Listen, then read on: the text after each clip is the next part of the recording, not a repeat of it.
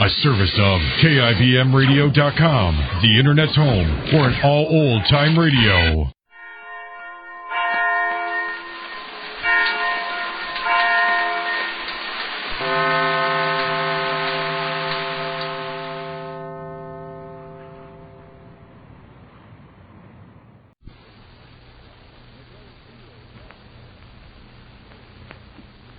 For a wash that's deep clean, sparkling clean, use Deep Cleaning Oxidol. Oxidol is deep cleaning.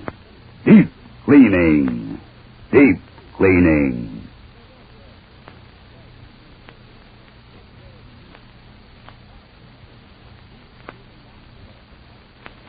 Oxidol's own Ma Perkins.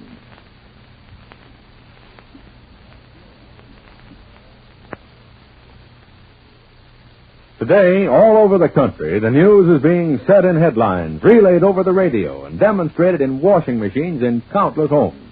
News that means a sparkling clean wash for you. News about Deep Cleaning Oxidol. Deep cleaning means Oxidol washes out the gray dirt left in by the leading wash day suds, the leading shortcut suds. Now, this is a fact that's been proved to women in actual washing demonstrations. Women like Mrs. Robert Buckaloo of Montclair, New Jersey. And today, I'd like you to hear in her own words just what Mrs. Buckaloo saw at this demonstration. Listen. In this washing demonstration, they used my clean clothes. At least I thought they were clean because I had just washed them with the leading suds the way you're told to. Then they washed those clothes over again, this time with Deep Cleaning Oxidol. You should have seen the dirty wash water come out of those clothes I thought were clean. That dirty wash water showed me Oxidol really can get out the gray dirt left in clothes by those leading shortcut suds. Thanks, Mrs. Buckaloo. And ladies, here's a suggestion. Next wash day, use Deep Cleaning Oxidol and demonstrate for yourself how much dirt Oxidol can get out of your clothes. And most important of all, look at the clothes themselves. When you use Deep Cleaning Oxidol, your clothes look sparkling white and bright, feel soft and fluffy, smell sweet, too. Yes, clothes look clean, feel clean, smell clean, because they are clean with Deep Cleaning Oxidol. Yet, Oxidol is really safe. Deep clean clothes stay brighter, new-looking longer. So don't wash clothes with suds that leave dirt in. To get clothes deep clean, sparkling clean, use Deep Cleaning Oxidol. Oxidol is deep cleaning. Deep cleaning. Deep cleaning. Ask your dealer for Oxidol today.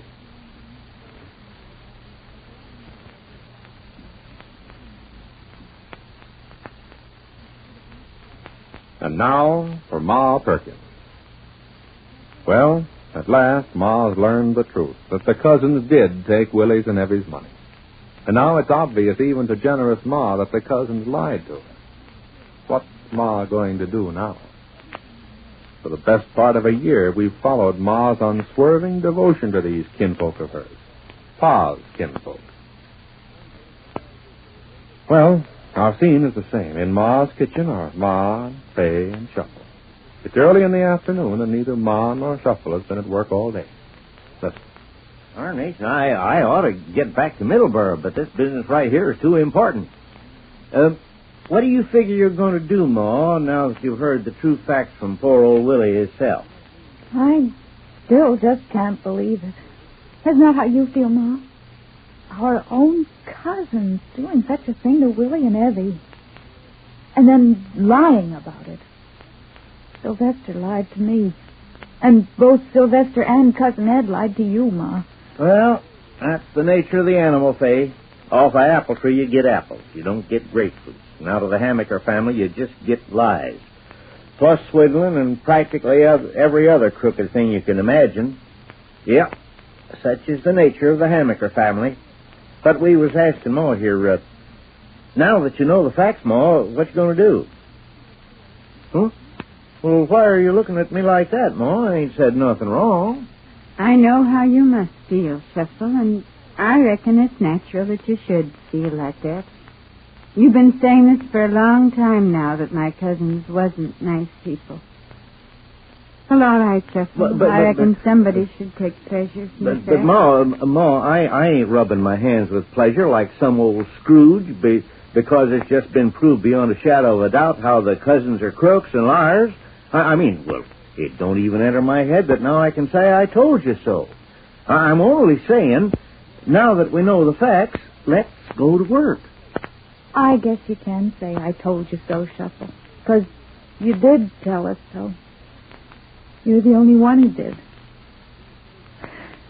Yes, what are we going to do now? Have you made up your mind, Ma? I ain't made up my mind about nothing. Well, as a matter of fact, I'm late for the office myself. I ain't been in there all day. So maybe we can put this off for a while, Shuffle. You can catch a bus for Middleborough in just 20 minutes, I believe. Well, I don't want to catch no bus. I want to stay right here on hand. What do you mean, Ma? You ain't made up your mind about nothing. You don't mean you still got some doubts about what Willie told us. And just exactly what did Willie tell us? Why, he told us everything, Ma. Anyhow, everything we wanted to hear. He told us how Cousin Sylvester hornswoggled him and Evie to take their life savings out of the bank and buy some crazy, no-good mining stock. And then Willie went on and he told... No, Sheffield, that ain't what Willie told us. It might be the truth the way you just expressed it, but that ain't the way Willie expressed it. Well, Ma, what do you mean? Willie just told us like this. Him and Evie took their life savings out of the bank. Yes. But he didn't say nothing about Cousin Sylvester or Cousin Ed urging him to take out the life savings. But next? But Ma, well, it stands to reason. Why should Willie Fitz take his life savings out of the bank for such an investment which you don't know nothing about, except that he got hornswoggled into it? That's what we got to find out, Sheffield. That may be the case, but that ain't what Willie said. As far as I could tell, and I've been putting it through my mind over and over, Willie said, 1, him and Evie took out their life savings. 2, they put the money into this mining company. It was a mining company that they heard about through Cousin Sylvester. Next, Cousin Sylvester made him promise not to tell nobody. And that's all that Willie said. But, Ma, don't you feel that's enough? Take the simple business of swearing Willie and Evie to silence. Why should Sylvester do that if it wasn't to keep the rest of us from finding out what he had done to Willie and Evie? What he had done? But so far, do we really know that Sylvester done anything? Yes, he helped Willie buy the stock. But we got no proof that Sylvester done wrong. Or the secrecy business, how Willie and Evie mustn't tell anybody. We still don't have no proof that Sylvester's intentions was bad. Oh, Sheffield, I see that you're ready to get mad at me, but you know what I'm saying is so. Oh, Ma, I couldn't get mad at you if I wanted to, Ma. But, are you just going to leave it like that, Ma? That we got no proof against the cousins, and therefore 3 cheers for the cousins no matter what they do? And we do have proof, Ma. How about the lies Sylvester told you and me? We both asked him, did he know anything about Willie's and Evie's investment? And to both you and me, Sylvester said no. Yeah. How about that, Ma? How did the cousins get out of that? Oh, Sheffield, I know how you must feel. I know how you feel about the cousins. You ain't never liked them. But they are my cousins, Pa's cousins. If you're wondering, am I going to let matters stop right here? No, there's many things which I'd like to answer to them. But on the other hand, I ain't sitting in judgment on nobody without proof, Sheffield. Like they says, there's the question of what Sylvester told us. That looks bad. I admit, that looks bad. Looks like maybe even Sylvester had some special private reason for deceiving us. Like maybe he did take advantage of Willie and Evie. And he didn't want us to find out. Yes, that is a possibility. But it ain't proved yet. It just means that we got to find out. From my cousins. Well, I'm satisfied, Ma. As long as you say you will get to the bottom of it, then I'm satisfied. And I know how you feel, Ma. And is there any way I can help? Anything. Even up to and including shooting the cousins? Oh, Sheffield. Oh, I don't mind me, Ma. As long as I know Ma Perkins is on the trail, I can rest easy. And now I better get going to catch that bus. So long, Faye. So long. Take good care of your Ma. Say, call me tonight, maybe, Ma. Or better, I'll telephone you around supper time, huh? All right, Sheffield, dear. And for the sake of you and my friend Pa Perkins, I wish I could say never mind about the cousins, that they're all right. But I can't say it, Ma. Because for old Shuffle, the cousins are all wrong. Talk to you tonight, Ma. Bye, Faye. Bye, Shuffle. Yes, we'll be home tonight. Bye, Sheffield. I got to get to the office, too. Did you do the marketing this morning, Faye? I'm going to do it now, Ma. Oh, Ma, do you really have your doubts about Willie's story? I mean, do you really believe that there's some reasonable explanation for the cousin's behavior? Until we can satisfy ourselves that there ain't a reasonable explanation, I don't see how we can say one way or the other. But stop to look at it, Ma. How would Willie and Evie hear about a mining stock? That must come from Sylvester.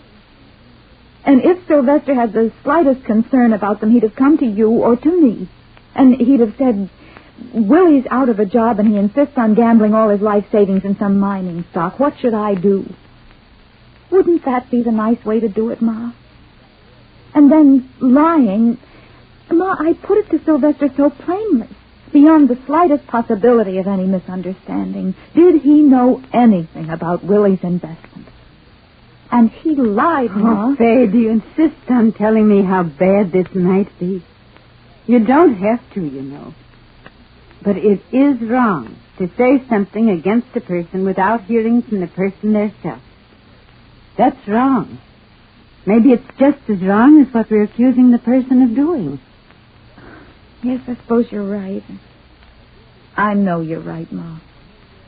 But you do plan to find out. We'll have to find out. Yes. I realize what this is doing to you, Ma. After the way you've opened up your heart to the cousins. Do you have any idea of what you're going to do, Ma? How you're going about it? Yes, I reckon I know what I got to do. All right, Faye. You say you'll do the marketing? I'll do the marketing. You mean you're going to go and start finding out right now, Ma? Yes, dear. Right now.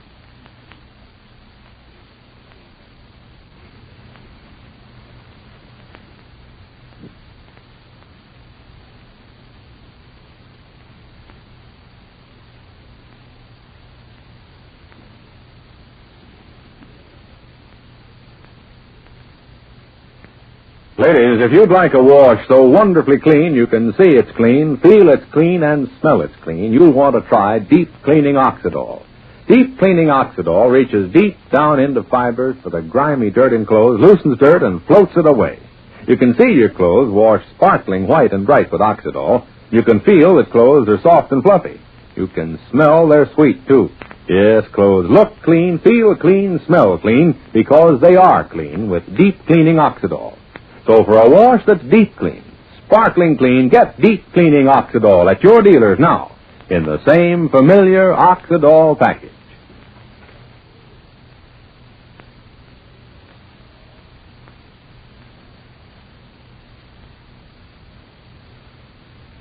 And so, Ma's going to get at the truth immediately. We've lots to listen for in the days to come. The future of the cousins, Willie's and Evie's money, Faye's future, and Shuffle's, to say nothing of Ma's unhappy heart. But now this is Charlie Warren inviting you to listen again tomorrow, same time, same station, to Oxidol's own Ma Perkins with Virginia Payne. Ma Perkins is directed by Edwin Wolfe. For a wash that's deep clean, sparkling clean, use Deep Cleaning Oxidol. Oxidol is deep cleaning.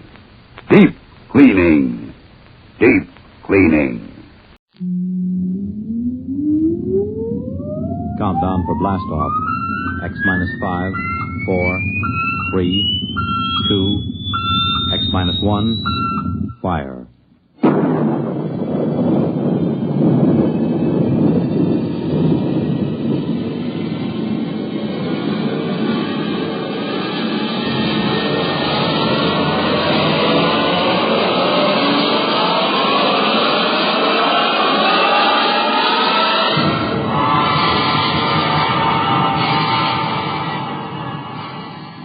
From the far horizons of the unknown come transcribed tales of new dimensions in time and space. These are stories of the future, adventures in which you'll live in a million could-be years on 1,000 maybe worlds. The National Broadcasting Company, in cooperation with Street and Smith, publishers of astounding science fiction, presents X minus 1.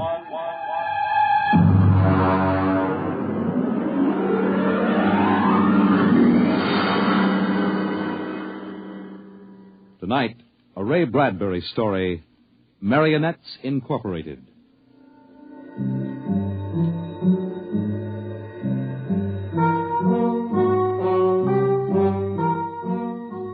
By the year 1990, we should see many amazing technological advances. And yet, in many ways, life will be very much the same. A husband will stop off at a bar on his way home and perhaps unburden himself a little to a friendly bartender. Well, that's good. Almost feel as if I could go home and face Nettie now. Wife trouble, Mr. Smith? Wife trouble, Sam. If only she'd relax a little bit. Look, you see this bruise on my lip? She kisses me. For an hour every night when I come home. Can you do anything for it? Well, I try, Sam. You can't figure them out. Well, I guess I'll go home and feed myself to the lioness. I tell you, Sam, when Nettie gets finished demonstrating how much she's missed me, I feel like a man who's been stuffed into an electronic washing machine with the dial set at rinse dry. How much do I owe you? Well, if it isn't Henry Smith. Huh? Brayling. Well, as I live and breathe. Walter Bray. What are you doing here? Having the night out. Say, does Gloria know about this? Things have changed, Henry. I thought she kept you chained to the bedpost most of the time. Not anymore, Henry. Not anymore. Say, you aren't divorced, are you? Oh, no. Gloria's home. What did you do? Put sleeping powder in her coffee? Oh, goodness, no. That would be highly unethical. Well, now, look, I can't believe you just walked out on her. 10 years of marriage, Henry, and I never had a night to myself. But it will be different from now on. By the way, what time is it? 10 o'clock. I guess I'd better be going. Scared? Don't want to crowd my luck. Oh. Although, really, there's nothing to worry about. Well, I'd sure like to know how you do it, Walter. Would you really? Yes, I would. All right, Henry. Since you've always been a friend of mine, I'll let you in on it. Come on, my car's outside. I'll drive you home and let you see how it's done. Well, now, that's nice of you, Walter. Oh, no, not at all. We fellas have to stick together.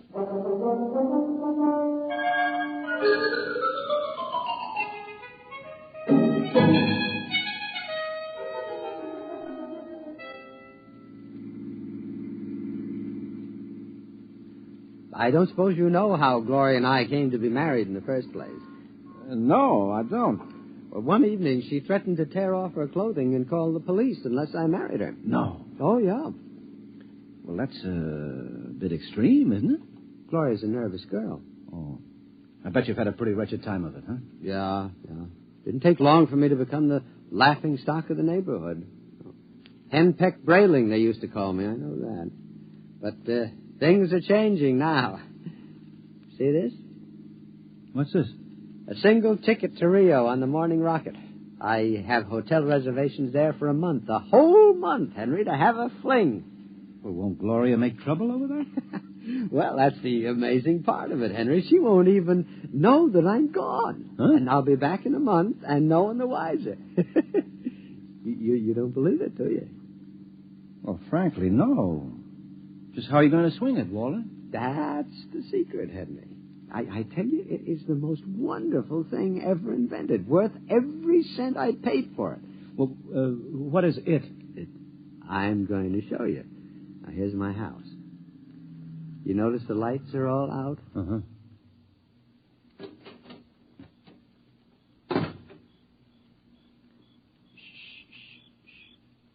Now, we'll wait here on the front Walter, you haven't gone off your rocker, have you? Let me see.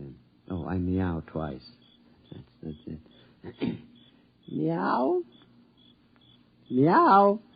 Now watch the window in my bedroom. It looks as if somebody's... Hey! There's a man up there. He's looking out. Good. He sees me. Now he'll be down directly. Oh, now look, isn't this a bit embarrassing for you, Walter? No, not at all. You'll find out. Here he comes. Hello, B2. Good evening, Mr. Brayley. Either I'm going out of my mind or there are two of you. You never told me you had a twin brother. I don't. Look, if this fellow were in the pajamas, I couldn't tell you apart. Well, that's the secret, Henry. Everything go all right, B2? Just fine, Mr. Brayley. I suppose my wife was in her usual good form this evening? Well, as a matter of fact, we spent the evening playing gin. No screaming, shouting, accusations? No, sir. No, it was a very quiet evening. Well, but this is even better than I thought. Marionettes Incorporated aims to satisfy, sir. Did he say Marionettes Incorporated? That's right, Henry. Now look him over. Isn't he excellently fashioned?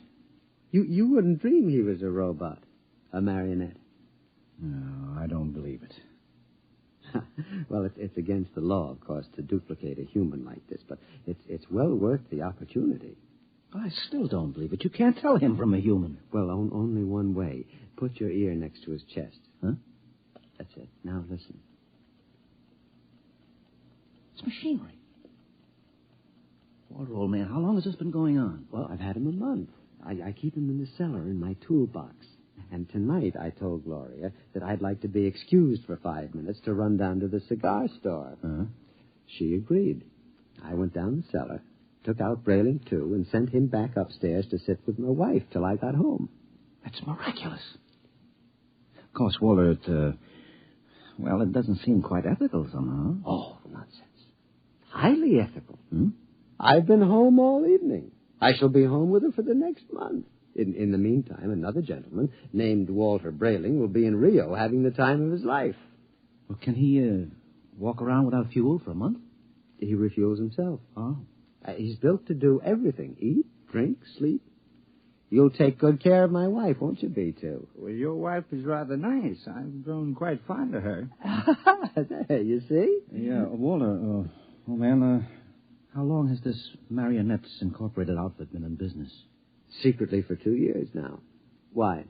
Well, I wonder, you suppose there's a possibility that I might get in touch with him? You? Hmm. But your Nettie is madly in love with you. Well, I know that, but even so, just a little respite, a night or two once a month, huh? But she loves you dearly. So much she can't bear me to leave her for half an hour. You know that lately she's taken to calling me up at work 10 or 12 times a day, talking baby talk? Your Nettie? My Nettie. So now what do you say, old man, As a favor to an old buddy, A fellow lodge member? Well, I could put you in touch with the man who makes them. Of course, you'd be pledged to secrecy once you learned where he's located. Oh, naturally. Very well, then. Here's his card. Marionettes Incorporated. W. Zeig, proprietor and owner. New humanoid plastic 1990 models guaranteed against wear. Our motto, no strings attached. Address, the Jumble Shop, 43 South Wesley Drive. Mr. Zeig will take care of you. He's a charming fellow. Real craftsman. Say, that's wonderful, Walt. I'll see him first thing tomorrow. Well, I better be getting home now. Nettie is probably splitting a gasket. Well, see you around, old man, after I get back from Rio. While I'm gone, you might drop around regularly, just as you always have. Treat Brayling, too, here, as if he were me. Otherwise, Gloria might be suspicious. Yes, fine, I'll do that. Oh, before I go, these marionettes, they're safe, aren't they? Oh, absolutely. Tell him, B2. Oh, we're guaranteed. Well, that's fine. Well, good night, Walter. Good night, B2. Good night, Mr. Smith. Good night, Henry. Well, I'm glad someone else will have a chance at a little happiness and freedom. All right, Brayling, too. It's back into the cellar box for you. Come on, down the steps. That's it.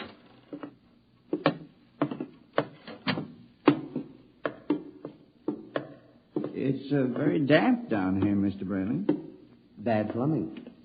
Here we are. Brayling, Yeah? before you put me back into the toolbox, could we have a word? Certainly, old man. Now, this toolbox. Yes, what about it? Well, I don't like it, Mr. Brayling. Why not? Well, it's cramped. Oh. Well, I'll try to fix up something more comfortable when I get back from Rio. All right, now, before Gloria gets worried. Back into the... Marionettes are made to move, not keep still. Now, how would you like to lie in a stuffy old box most of the time? Well, I didn't realize you fellas were that sensitive. Well, you wouldn't like it at all. I keep running. There's no way to shut me off. Now, I have my feelings, you know. Well, a day after tomorrow, I'll be off to Rio, and you won't have to stay in the box for a whole month. You can move upstairs. But when you come back from Rio, I'll go back into the box. Mr. Zeig didn't tell me at Marionettes Incorporated that it was possible to get a difficult specimen. Oh, there's a lot he doesn't know about us. Look here, B2. This has gone far enough. I'll never get to Rio. Come on now, into the box. And another thing. Well? Your wife. Yes, what about me? I've grown quite fond of her. I'm glad that you enjoy your employment. You'll have the whole month. I'm afraid you don't quite understand, Brayling. I've fallen in love with her. Yes, well, you what? Well, you see, you just don't appreciate it. Maybe if you hadn't acted so meek and apologetic about everything, well, she'd have a little more respect for you as a man. You aren't supposed to behave like this, you know. I think I could be very happy if I were married to Gloria. Aren't you forgetting that you are nothing but a big, overgrown puppet? Now, careful, Brayling. I'm sensitive. I'm sorry. Look, you wouldn't mind waiting here a moment, would you? I have to go upstairs and make a phone call. To whom? Nobody important. I have to call Henry Smith about something. You're lying. Now, you're going to call Marionettes Incorporated and tell Mr. Zeig to come and get me. No, really, I'm not. I was... B2, stay away. Now, stand where you are, Brayling. No, B2, take your hand off my arm. No, Brayling.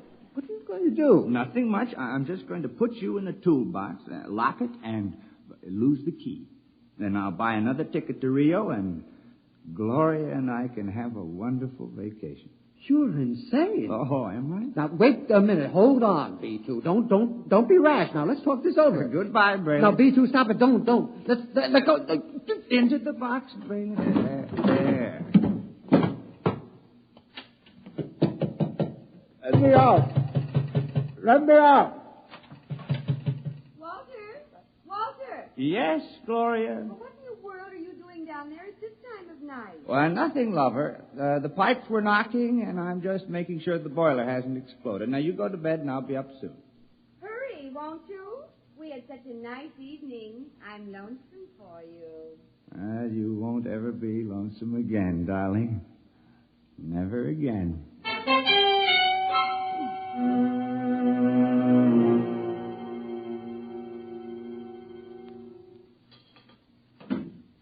Good morning, Nettie.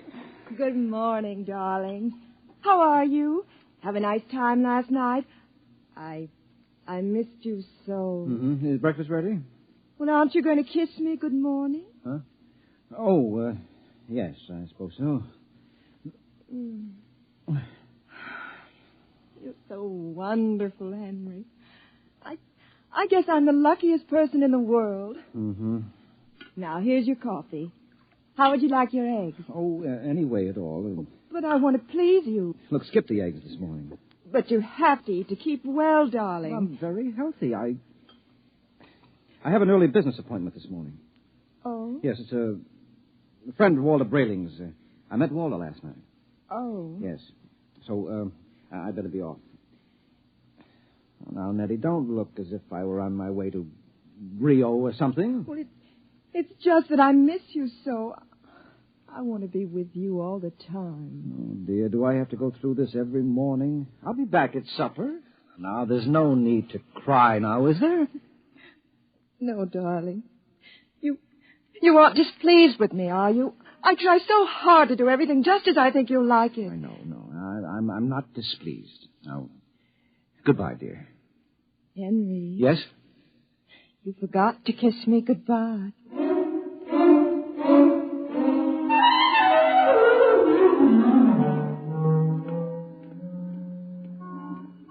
No strings attached, no strings attached. A very nice puppet with no strings attached. Let's see now. Jumble Shop.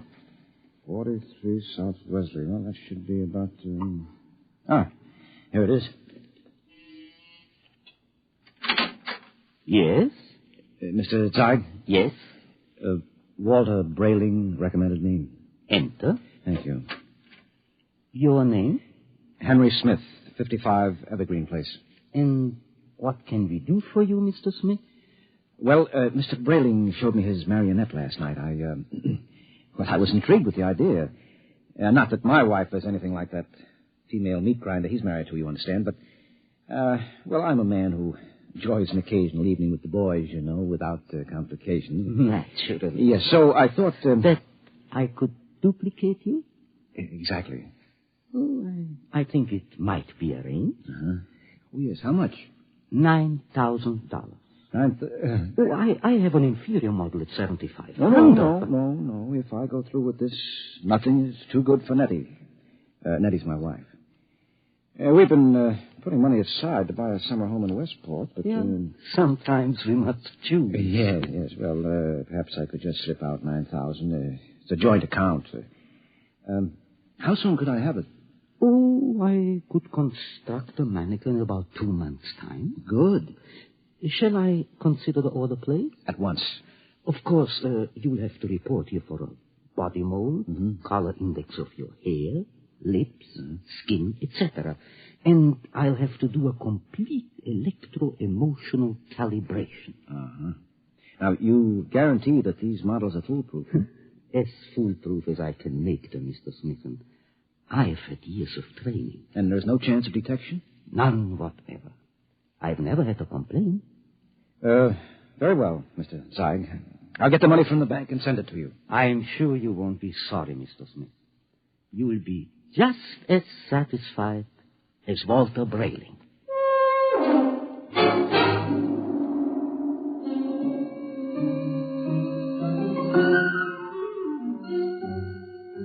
Oh, Teller. Yes, Mr. Smith? I'd like to cash this draft on my joint account, please. Yes, sir. $9,000, sir? That's right. Oh, I'm afraid that's impossible, Mr. Smith.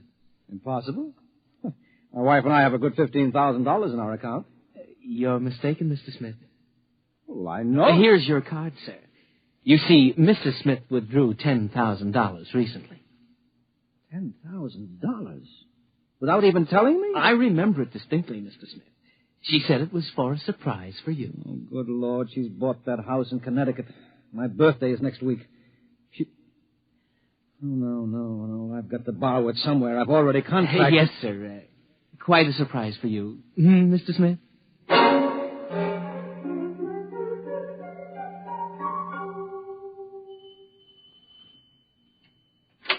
Yes? Oh, hello, Henry. Hello, Gloria. Is Walter home? I'd like to speak to him. He should be back soon. Will you wait?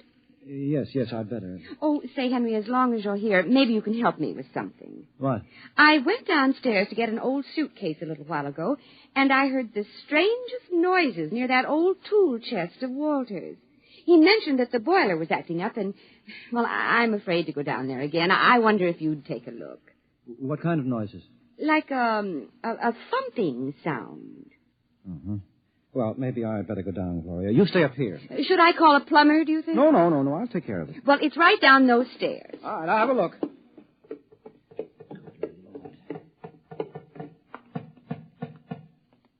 Hello? Hello in there. Let me out. Let me out. Just a minute. Keep quiet, for goodness sake. Let me out. I'll have to smash the lock. Now, what? Henry, thank God you've come. What's the matter? I've been in there all night. I thought I'd suffocate. He tried to kill me. He tried to murder me. Who?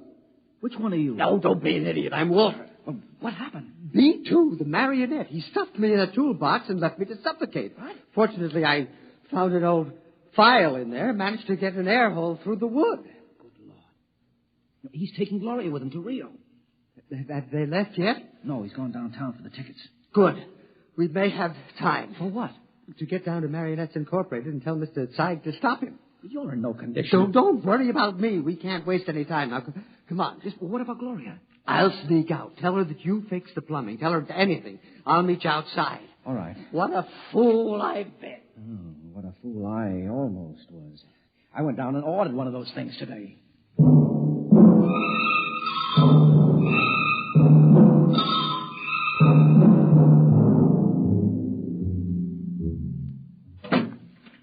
Gloria, love. Yes, darling. Did you get the tickets to Rio? Right here in my wallet. A honeymoon for two under the Pampas moon. Oh, Walter, it's so nice to have you like this. Oh, you like the change? I don't know what did it, but whatever it is, I'm in favor of it. I hope it's permanent. Well, I intend to see that it is.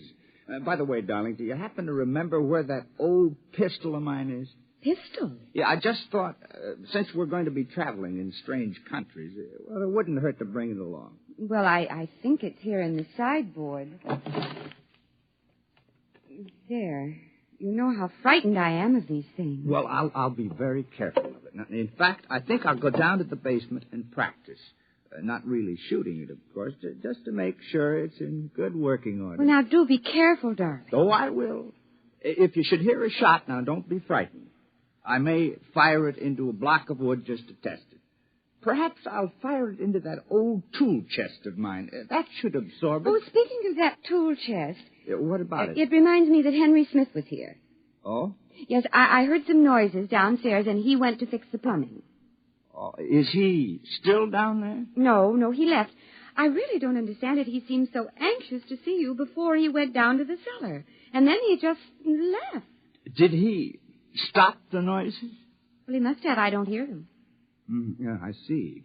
What is it, dear?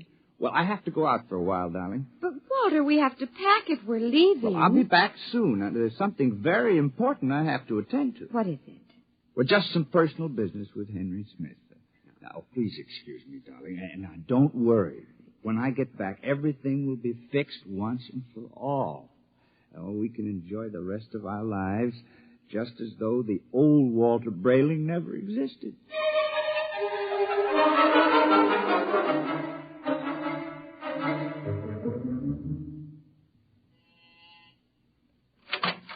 Oh, Mr. Brayling and Mr. Smith. Come in, gentlemen, come in.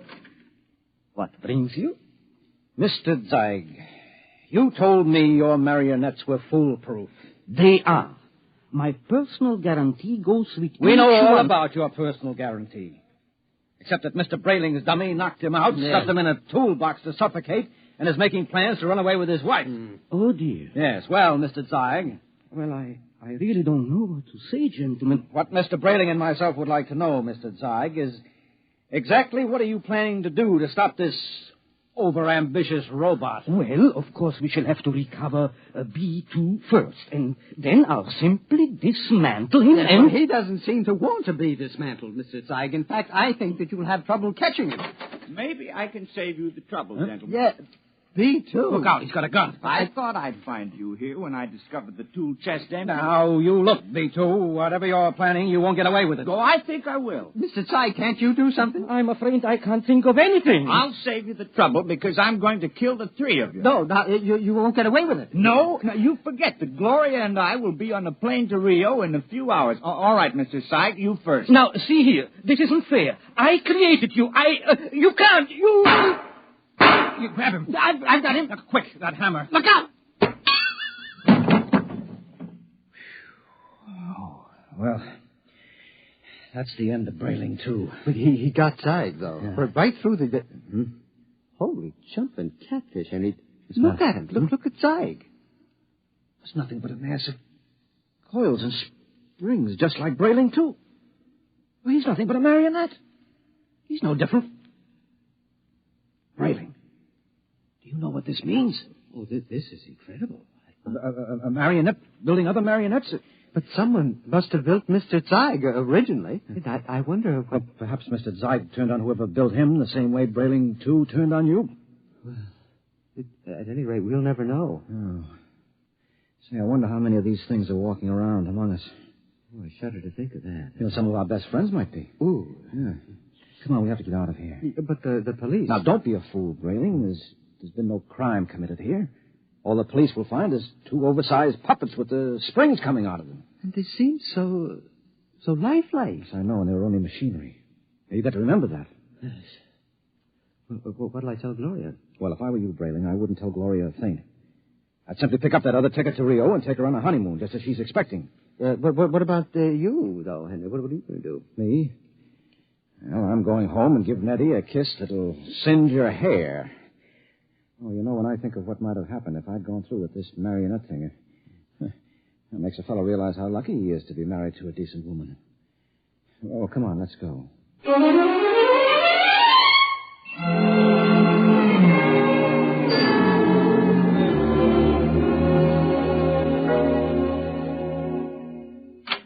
Nettie? Nettie? Where are you, sweetheart? In here, darling. Oh, I've missed you today. Come here. Oh, Henry. Oh. You look tired, darling. Can I do something for you? Just tell me I'm yours to command. Oh, man's a fool to jeopardize a nice home and a loving wife like you. Oh, you do love me, don't you, Nettie? Oh, you know I do. Here, let me get your slippers on. No. Oh, it feels good to sit back on the sofa and relax. Oh, you don't know what a trying day I've had. Oh, I can see you're all upset. It isn't anything I've done, is it, dearest? Oh, no. Well, in a way, something you've done is connected with it, yes. What's that, darling? The money. Money? Now, I know you wanted to surprise me with the house, darling, but really you shouldn't have taken that money out of the bank without consulting me. Henry, I don't even know what you're talking about. Now, Nettie. But I don't. Nettie. Oh, you're so upset, darling. If it's anything important, let's talk about it later. Meanwhile, why don't you just put your head on my shoulder and rest? Well, I must admit that sounds enticing. Here, let me make you comfortable. There. Now, you just close your eyes. That's it.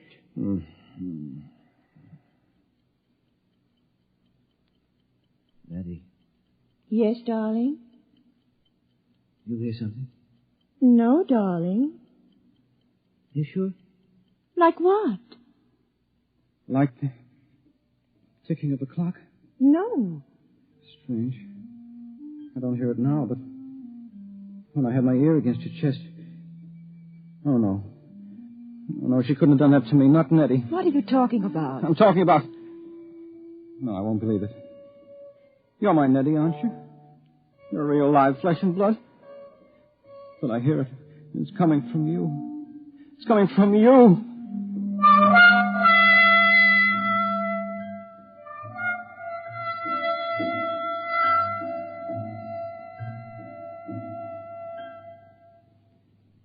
You have just heard X-1, presented by the National Broadcasting Company in cooperation with Street and Smith, publishers of astounding science fiction. Tonight, by transcription, X-1 has brought you Marionettes Incorporated, written by Ray Bradbury and adapted for radio by George Lefferts. Featured in the cast were Les Damon, Dick Hamilton, Carl Swenson, Theo Getz, Arthur Cole, Bob Hastings, Freddie Chandler, and Ginger Jones.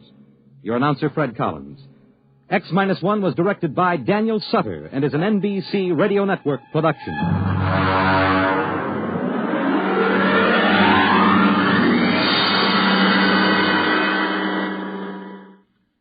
Pro Football Championship, Los Angeles Rams versus Cleveland Browns, Monday, NBC Radio.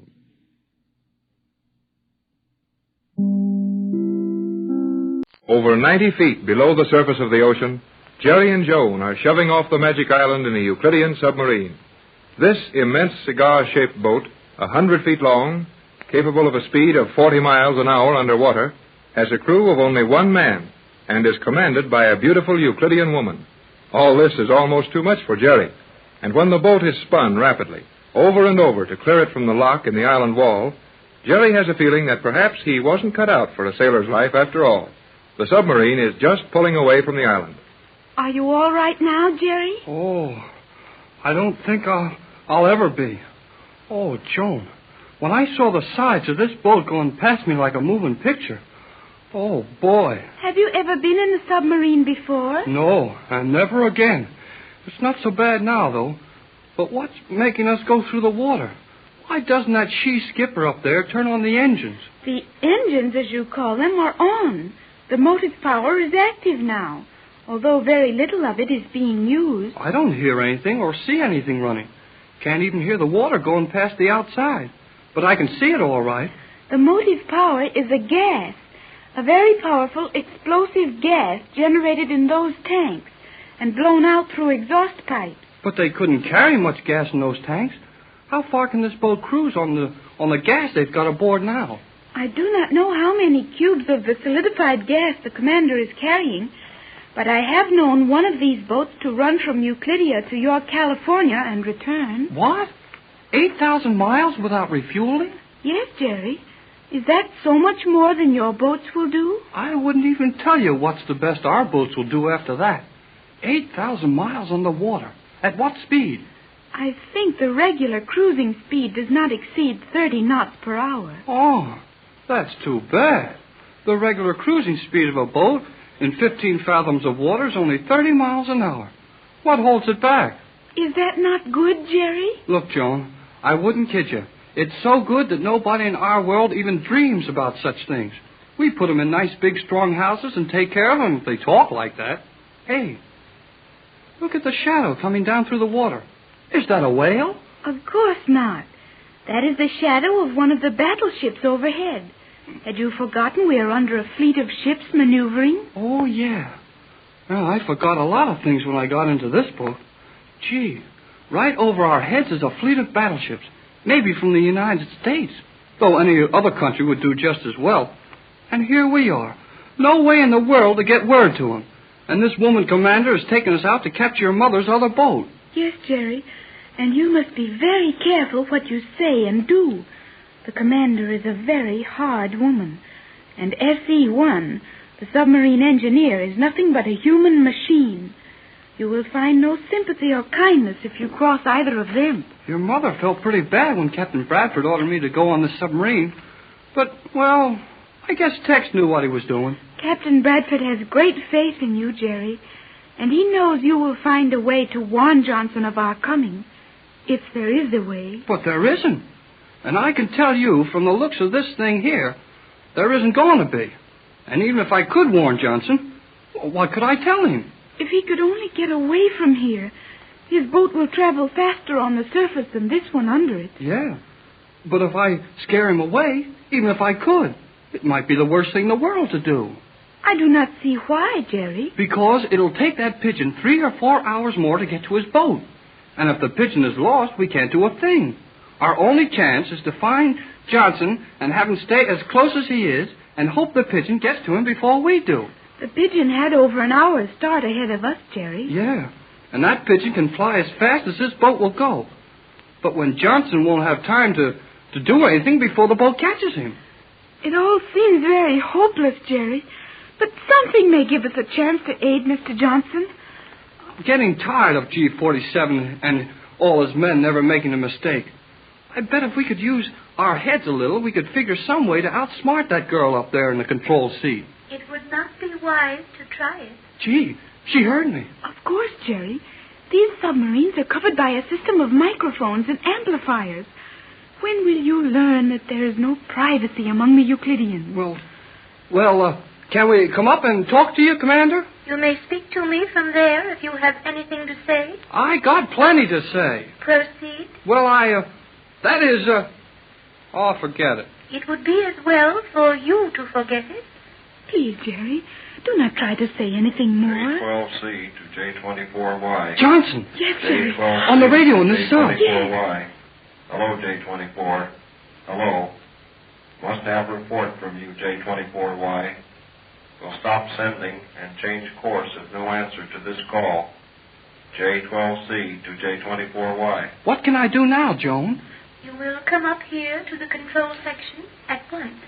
Do as she asks, Jerry. I will stay here. But, Joan... I know best, Jerry. I would have been asked to come up if I had been wanted. Hurry, you fool. I'm coming. Sit tight, Joan, and don't worry. Be careful, Jerry. Do exactly as the commander tells you. Be very careful, Jerry.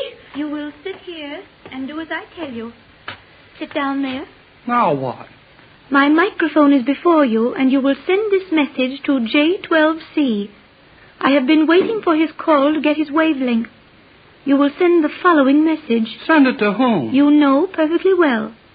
This is the message. You will call J12C exactly as you would from the Gregory yacht. You will call him in a natural manner. Tell him you are all safely on the island, but the yacht is wrecked. You cannot leave, and he must come to you. Answer any questions he asks, but answer them carefully. Make it plain that he must hurry to the island. And then what happens to Johnson when he gets to the island? Do not act stupid.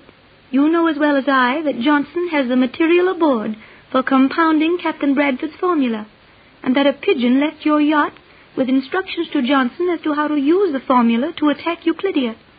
The pigeon may arrive at the boat, but Johnson will never use that formula. Now, send the message. Yeah? And what if I don't? You have seen these ray guns before, I think? Jerry, do as you are ordered. You can gain nothing by refusing. This is the funniest place. People talk to you from all over the boat. You may gape at the wonder of this boat later. Now send the message, and remember, one mistake and I will use this ray gun. Then I will proceed to Johnson's boat and sink it with all on board. All right. Oh, I'm ready. Tell me when to go. At this depth and distance, I will need the generators. When I start them, watch the filament in that tube. When it glows, speak.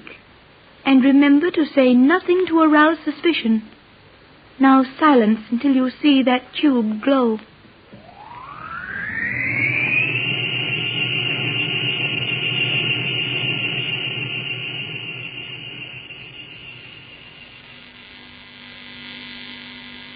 Now, you just take it easy, Pat. There's nothing we can do to help those kids out there in the submarine. And no way to get word to Johnson. Oh, but Tex, just to sit here in this useless radio cabin. Hold it, Pat. Listen. Is that coming out of the radio, Tex? Yeah, funny, too. It's on Johnson's private wavelength. He hasn't got any power on board that you could hear building up like that. Perhaps something's happened to his boat. I don't know. Since that last message of his saying he would change his course, I don't know what to expect. To J12C. J24Y calling J12C. Hello, J12. Hello, J12. Tex, it's Jerry calling Johnson. Yes, and I don't like it. Jerry's in that submarine. I'll bet they're making him call Johnson. J12C. Hello, J12. Jerry Hall on J24Y calling J12C. Johnson doesn't answer. He may be out of the cabin for a minute. Remember, he's been trying to get us for days without an answer. Yes, of course. What can be going on in that submarine? Jones. Oh, if Jones all right, I won't mind so much. Hello, Jerry. J12C to J24Y. Go ahead, J24Y. Go ahead. I have a message for you, J12C, from Captain Bradford. We are safe on the island and position as given you before. Our transmitter has been out of order. Could not talk to you, but have heard all your messages. Yacht is completely wrecked. Cannot leave island. You must come to rescue. Island position, latitude 29 degrees south, longitude 124 degrees 30 minutes west. Hurry to the island. All standing it fine, except Bosun. He seems nervous. We'll be glad to see you. Come at once. Okay, J24Y. Okay, Jerry Hall. Coming at once. My position now is 25 degrees south, 124 west. Should raise you in less than 6 hours. 73s to all on board. Johnson. Oh, Tex.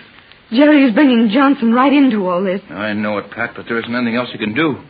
I can imagine every move they're making on board that submarine. Jerry's sitting there with one of those ray guns in his back while he sends some messages G47 or one of his assistants directs. But the pigeon with the message to Johnson. Tex, it will get to Johnson's boat just too late to do any good. That's the part of it that's going to come out all right. I don't know just how, but it will. How can you say that? You know the pigeon will get to Johnson's boat only an hour or two before he meets the submarine. And Johnson doesn't even know the pigeon is... Why, Tex. Jerry's message. Right, Pat. Jerry said the bosun was nervous. That's enough for Johnson. He'll know the bosun's flying out there somewhere with a message for him. He'll know there was something wrong with the message Jerry sent. I wonder if Joan is all right on that submarine. Joan's all right as long as Jerry is. He'll take care of her. But how much could either of them do against the power of G47 if he wanted to do something to them? Not much, of course.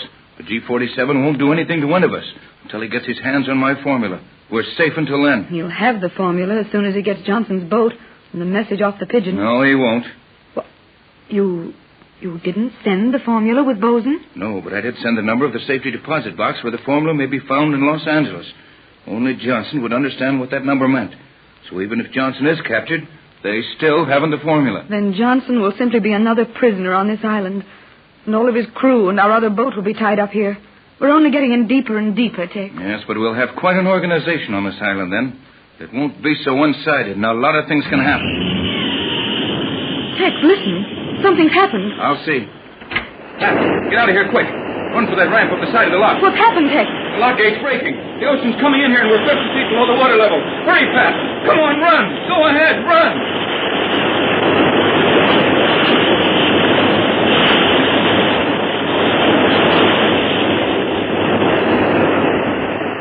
Faster than a speeding bullet. More powerful than a locomotive. Able to leap tall buildings at a single bound. Look, up in the sky. It's a bird. It's a plane. It's Superman. Kellogg's Pep. P-E-P, Pep. Kellogg's Pep, the Sunshine Cereal, presents The Adventures of Superman.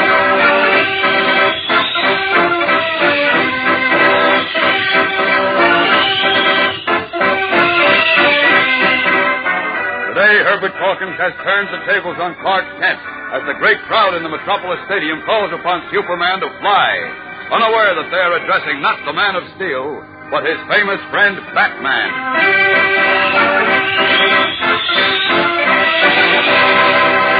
Hello there, gang. This is your pal Dan McCullough. Say, here's a fact you can chalk up for sure. It takes a solid sort of breakfast to start your day in high, to help send you off full of vim and vigor. That's why Kellogg's Pep, the Sunshine Cereal, heads the list of breakfast favorites with so many fellows and girls. Because Pep looks so golden and good, it almost coaxes you to eat it. Yes, sir, those tender, crisp flakes of whole wheat sure do give your appetite the old come on. And when you pitch in, when you get your first taste of that smooth flavor, see if it isn't Kellogg's Pep for you from then on. Every spoonful is so crisp, so keen, so full of flavor. Why, before you know it, you've polished off every bit of pep in your bowl. And a good thing that is, especially nowadays when the cereal grains are being sent to give that swell grain nourishment to fellows and girls all over the world. So, gang, this is no time to waste cereal. When Mom brings Kellogg's Pep home from the grocer's, make yourself a committee of one to help guard against waste. If you pour your own pep, pour it carefully and eat up every bit you pour out. Pass the word along to the rest of your family, too. Remember, gang, eat all your pep. Don't waste it. Now, the Adventures of Superman. As you remember, a famous Scotland Yard detective named Herbert Calkins has come to the United States to prove that Clark Kent and Superman are one and the same person. After barely escaping from several of the detective's traps, Kent decided that he must take the bull by the horns and convince Calkins that he was not the Man of Steel. Kent then arranged a trick with his friend Batman, and that night he went with Calkins to a huge peace rally in the Metropolis Stadium, where Superman was scheduled to make a personal appearance. As they seated themselves in the crowded grandstand, Batman, wearing a lifelike rubber mask of Superman and the familiar blue costume and red cape, was speaking from the stage below. But Calkins smelled a rat and created a commotion by shouting that the supposed Superman was a fraud. As we continue now, Kent stands in helpless dismay as the great crowd, stirred up by Calkins, roars at Batman to prove he is Superman by taking to the air and flying. Well, Mr. Kent, what have you got to say now? What do you mean, Mr. Calkins? You and that bloke on the stage who's dressed up as Superman put up a trick on me, that's what. What? He's no more Superman than I am. You're out of your mind. Oh, don't give me that guff, my lad. If he's Superman, why doesn't he prove it and fly? I don't know. Maybe he can't fly. That's why. I tell you, he can't because he's not Superman, and you know it. Because you're Superman. Now, look here. I'm not going to... I knew it all the time, and now this just proves it. Wait a minute, will you? Let's hear this. No, I've had enough. I've got what... Wait a minute. Ladies and gentlemen, your attention, please. Now, look here, Kent. I don't care what that means. Ladies and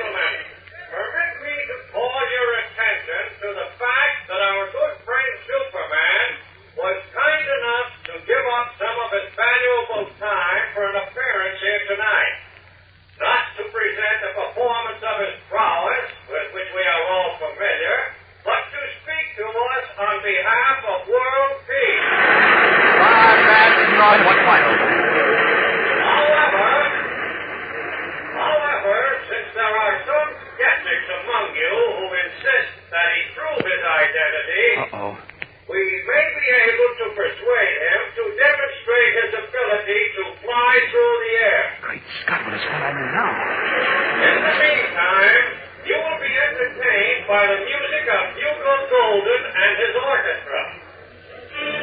Well, Ken? Calls for desperate measures. I say, Ken, what do you propose to do? Just wait and see what happens. Now, I'm afraid this is where you... Ken, sit down. Huh? Sit down before you... Ken, look out!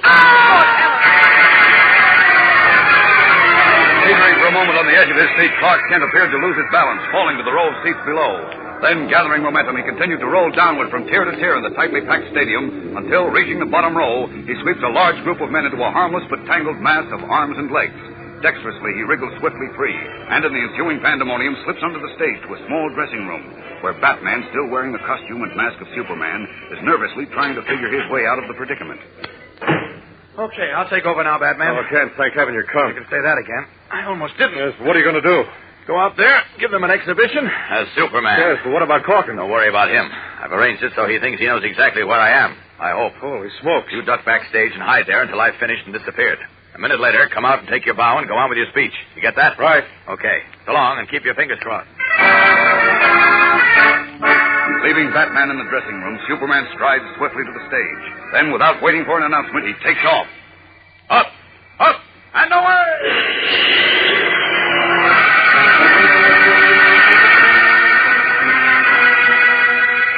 Rocketing up into the night sky, Superman flashes in a great circle over the tremendous, awed stadium crowd. For a moment, he slows his meteoric speed, circles lazily while he makes sure the tangled mass of arms and legs he created in his spectacular fall is still the center of a shocked group who are trying vainly to untangle it. Then he begins a dazzling exhibition of darts, swirls, and gigantic somersaults.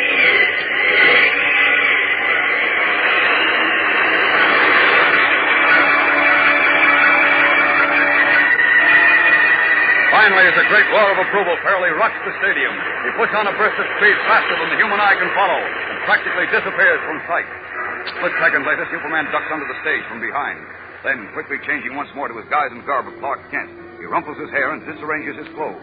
And as the disguised Batman walks on stage to be greeted by a tremendous ovation, Kent slips unnoticed into the tangle of men who are just beginning to become untangled.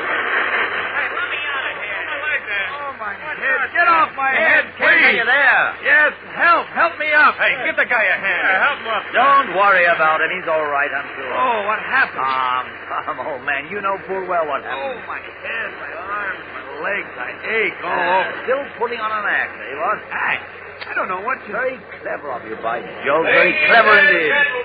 What do you mean, Mr. Corkin? Your attention, please. Maybe you are telling the truth. What?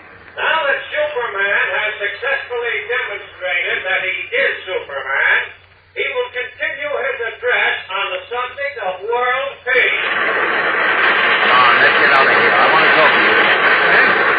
I'll talk in a cab on the way back to town.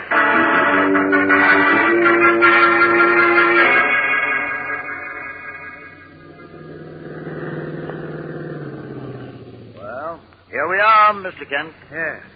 Now, before you leave, Mr. Corkins, let me get this straight. You're finally and definitely, once and for all, convinced that I, Clark Kent, am not Superman? Righto. Well. Yes, by Jove, I must admit it really appears that for the first time in 30 years as a detective, Herbert Corkins was wrong. And I must admit you were hard to convince. My apologies, Mr. Kent. And my hand. No hard feelings, I hope. Oh, certainly not. None at all, Mr. Corkins. Thank you, sir. Now I must say good night and goodbye. I board the Clipper tonight for England. Goodbye. Have a pleasant trip. Thank you, thank you. Well, cheerio, old chap. Should you ever come to London, look me up. You bet I will. Well, now to meet Batman and tell him the good news. The newspaper club driver.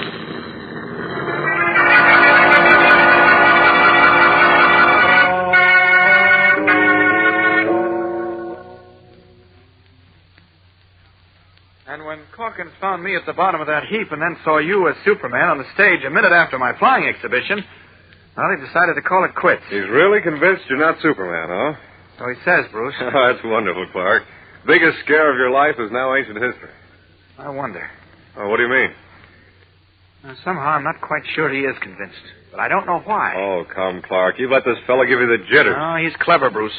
Perhaps the cleverest opponent I ever tangled with. And he hangs on like a bulldog. Well, I won't be able to relax until he's back in England. When's he going back, do you say? He said he was going back tonight. Tonight? Mm-hmm. Said he was flying back on the Clipper. Well, then. Yeah, wait. What time does the Clipper take off? 11 o'clock. Good. Now, look, it's 10:30 now. We'll just have time to buy a big red apple and give it to Mr. Sherlock Holmes at the airport. You said you'd relax when you see him take off for England. I sure will. Well, then let's go. Here's where you watch all your troubles disappear into the sky.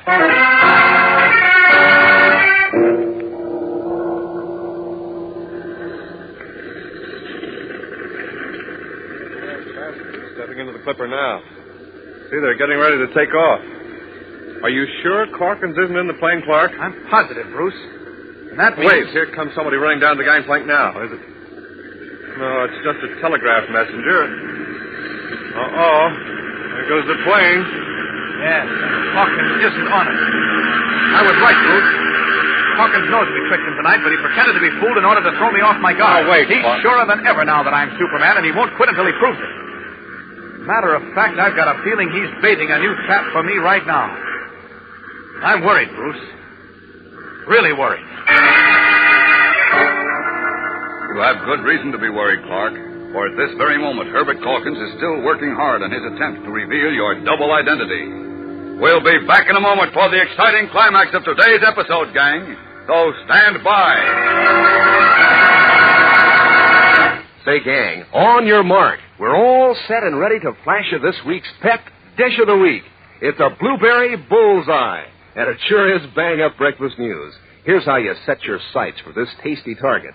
Pour your regular serving of Kellogg's Pep, the Sunshine cereal, into your bowl. Heap a mound of juicy, fresh blueberries smack in the middle. Add cool milk and sugar.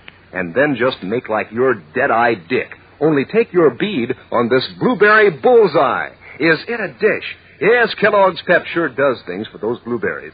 That golden sunshine flavor pushes right into the lead when it comes to tickling your taste. Each delicate flake is so crisp and golden and toasty that, well, a dish of Kellogg's Pep is solid in the old groovaroo. And Pep is good for you, too. Sure, gives you whole wheat nourishment plus. You see, Pep is made from whole wheat, one of the cereal grains that have been picked out to send to fellows and girls all over the world. So if you're sharp, you make it a point to eat every last spoonful of Pep in your bowl, because you wouldn't want to waste cereal, particularly now. So when Mom brings Kellogg's Pep home from the grocer's, make yourself a committee of one to help guard against waste. If you pour your own Pep, pour it carefully and eat up every bit you pour out. Cut the rest of your family in on the idea, too. Remember, eat all your Pep. Don't waste it. Worried by Herbert Calkins' failure to return to England, Clark Kent and Bruce Wayne, who was really the famous Batman, have returned to Kent's apartment building. As we join them now in the corridor outside Kent's door, Kent is about to insert his key into the lock when suddenly he stops and grows rigid. Great Scott. What's the matter, Clark? Calkins. He's in there. Where? In my apartment. Bruce, I'm done for. Oh, what do you mean?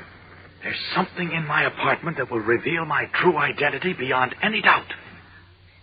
And Calkins is reaching for it right now.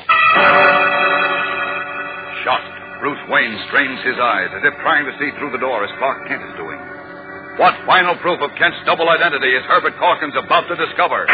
Only a breath of time remains before Superman can prevent the Scotland Yard detective from revealing his most carefully guarded secret. What will happen? Tomorrow's episode is tense and exciting, fellows and girls. Don't miss it, whatever you do. Be sure to tune in, same time, same station. And remember, for breakfast, it's Kellogg's Pep. For excitement, the adventures of Superman.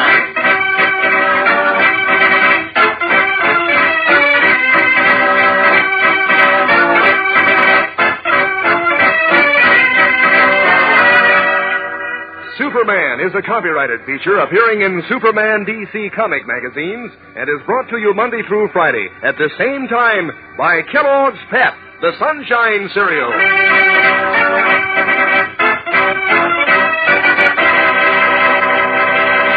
Say, gang, what makes a famous name famous? Well, Kellogg is famous as the greatest name in cereals. And one reason is Kellogg's shredded wheat. Those are the plump, tender biscuits made to fit your breakfast bowl. 15 of them in every package. Each biscuit toasted just right and full up with natural nut-sweet flavor. Mom knows Kellogg's shredded wheat is good for you, too. This is whole wheat. So remember Kellogg, gang. Ask Mom for Kellogg's Shredded Wheat. And be sure to be with us tomorrow for the thrilling adventures of Superman. This is the Mutual Broadcasting System. Escape. Escape tonight to a fabulous world where there is a diamond as big as the Ritz.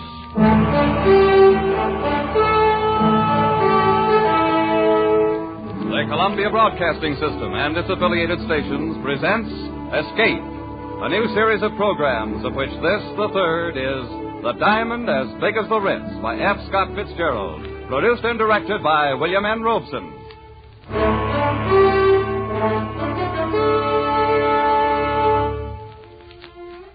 In a country as large as ours, there are many odd and wonderful corners hidden away, but none more fabulous and wonderful than the one conceived in the imagination of F. Scott Fitzgerald and located in the pages of his famous short story, The Diamond as Big as the Ritz. It is described in the words of John Unger, 20 years old, impressionable, and quite willing to swear to the truth of this whole strange affair. I'd been going to the St. Midas Prep School for a couple of years, and this was my second summer vacation. I'd met this fellow Percy Washington during the winter and got to be pretty good friends with him. Only I didn't know about his family or where he came from or anything like that. Of course, I knew he must be rich, because all the fellows at St. Midas come from wealthy families. So when he invited me to spend the summer at his home out west someplace, that was okay by me. Well, we'd been on the train overnight when he first mentioned it. I don't even remember now what led up to it. We'd been talking about first one thing, then another. Exactly where is your home, Percy? I mean, you bought the train tickets and all. It's in Montana, sort of. Montana? Oh, yes. It's pretty wild country, isn't it? Some of it is. Well, now, you take Hades, Missouri, where I come from. It's been settled for 150 years. One of the first towns on the Mississippi River. Indeed? Oh, sure. That's very interesting. Huh. I sure do appreciate you not making jokes about it. You know, the way some of the fellas do when I say, I come from Hades. Why, my father's plantation stretches John, from... do you know that my father is the richest man in the world? Oh? By far the richest? Well, I read about a man that paid taxes on a $5 million income. Small fry. If my father paid tax on his real income, he'd disrupt the whole economy of the United States. No kidding. I like rich people. And the richer a fella is, the better I like him. My father could buy out all the millionaires in the country and not even know he had done it. Is that a fact? Well, I visited the Schlitzer Murphys once. They're plenty rich. Why, their daughter Vivian's got rubies as big as hen's eggs. And sapphires that glow like headlamps. I like jewels. Always have. I used to collect them instead of stamps. And diamonds. Well, the Schlitzer Murphys had diamonds as big as walnuts. Oh, that's nothing. Huh? Nothing at all. My father has a diamond as big as the Ritz. Oh. Please, I'm not joking. But you mean as big as the Ritz-Carlton Hotel? Exactly. My father has a diamond as big as the Ritz.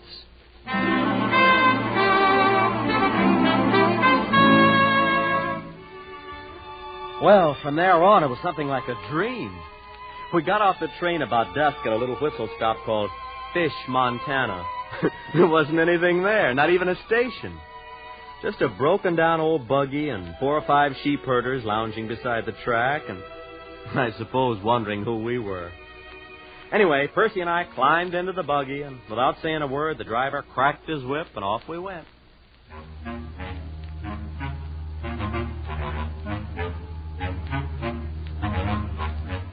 I don't know how far we traveled. We didn't seem to be following any road. And after an hour or so, it got dark. But the driver kept right on, never saying a word. I hope you'll pardon this inconvenience, John. But we have to take certain precautions, you know. Oh, that's all right. Anyway, we're almost there. Your home, you mean? Oh, no, to the place where we consider it safe to transfer. Transfer? What do you mean? There's the signal now. Headlights. Pull up the horse, Absam. Here we are. An automobile? But how... Well, there's no road. Oh, this car's specially built. Doesn't need roads. Welcome home, Master. Good evening, Gigsum. Well, come on, John. Let's get in. But that door opened by itself. Sonically controlled, you know. Gosh. Hey, what's this car made out of? Silver? No, platinum. And those are emeralds in the hubcaps. And the upholstering. It's fur. Mink. You're ready, Master. Anytime, Gigsum. You've probably noticed the exceptional brightness of the headlights. The lenses are cut from diamonds. Boy, what a car. And this old junk heap? We use it for a station wagon.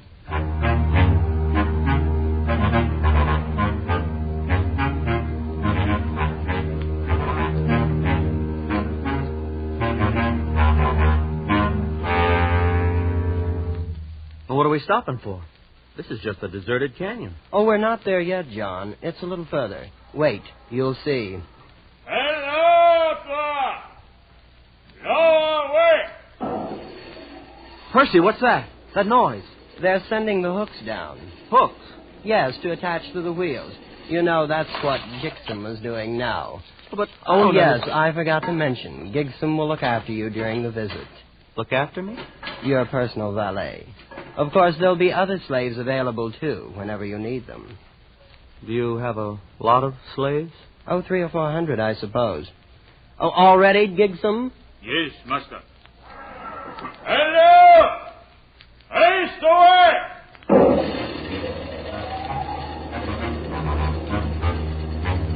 Hey, look! Look, we're leaving the ground. Yes, there's a hoist up there on top of the cliff. Has cables about a quarter of a mile long. But what for? Oh, it's the only way in. Imagine hoisting an automobile a quarter of a mile up the side of a cliff. It's nothing, really. As you may have guessed, John, this is not going to be like anything you ever saw before in your life.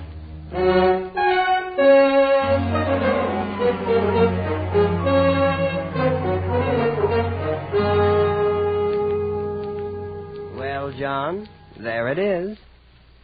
That's your home? Oh, it's magnificent. Palatial. It's not a bad little place. How big is it? I suppose you mean the number of rooms. I think it's around 140. But Father may remember exactly. Then, of course, there are other buildings. Slaves' quarters and things. Why hasn't anybody ever found out about it? This place, I mean. Well, for one thing, it's the only 5 square miles in the United States that have never been surveyed. Huh? Why not? Oh, things were arranged. I don't see how that's possible. Believe me, it hasn't been easy. I understand Grandfather had to bribe 3 government bureaus, a vice president, and half of Congress once to keep this place off of the maps. Oh, but surely somebody stumbled onto it. Prospectors, people like that? Oh, yes, that happens occasionally. Then, of course, we have to arrange things. You mean? Not always. Usually we just take them prisoner and keep them.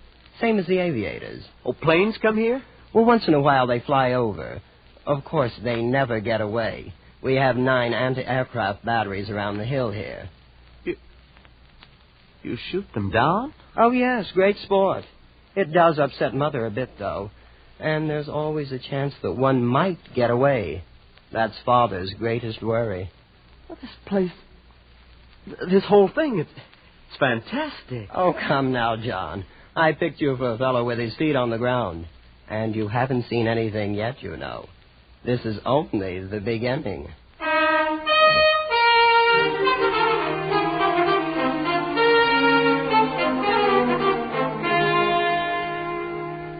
And it was only the beginning. We crossed the acres of lawn and entered the great chateau. And from that moment on, vision upon vision tumbled together in a gigantic kaleidoscope of color, symmetry, and exquisite harmony. But there were corridors lined with gleaming crystals, lit by lamps cut from emerald. And there were great halls carpeted with chinchilla fur and ermine, and some with floors of clear transparency, flaming in the shifting glow of a myriad-colored fire beneath them. And there was a white-haired man, pink-faced and pleasant, who was Percy's father, and a lovely lady with dark hair piled high on her head like a fragile queen who was Percy's mother. Soft music came from hidden places. Perfumes filled the air. Exotic foods and wines more rare than pearls. And finally, sitting in my chair in the great banquet hall, I quietly fell asleep.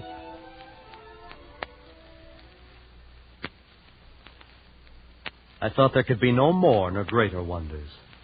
I was wrong. There were many more and greater ones. And one of them I discovered the next morning in the garden.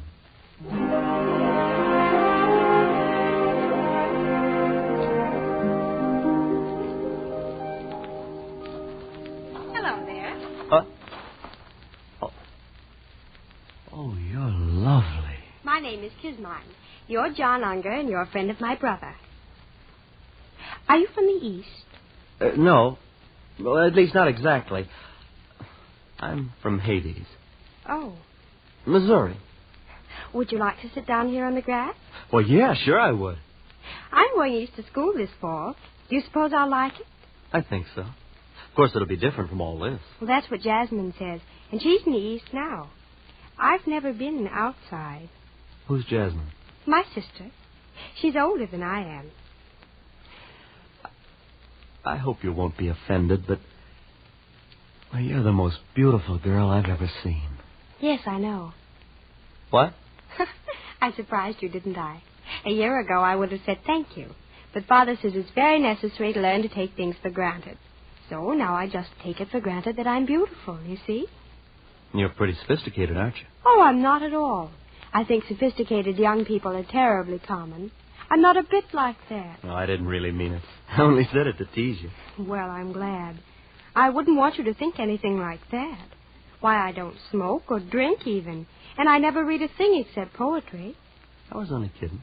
Well, I believe girls should enjoy their youth in a wholesome sort of way. Oh, so do I. I like you, John. I wish you'd spend some of your time with me this summer, not all with Percy. Oh, I will, Kismine. I will. You may be in love with me if you'd like to. I'm absolutely fresh ground, you know. I am in love with you. But of course we'll have to meet secretly. My parents wouldn't permit it if they knew. Well, then that's what we'll do. Well, I have to go now. I'm supposed to be with Mother at 11. Aren't you going to ask me for a kiss? Jasmine says boys always do nowadays. Well, some of them do, but not me. We don't expect nice girls to do that sort of thing in Hades.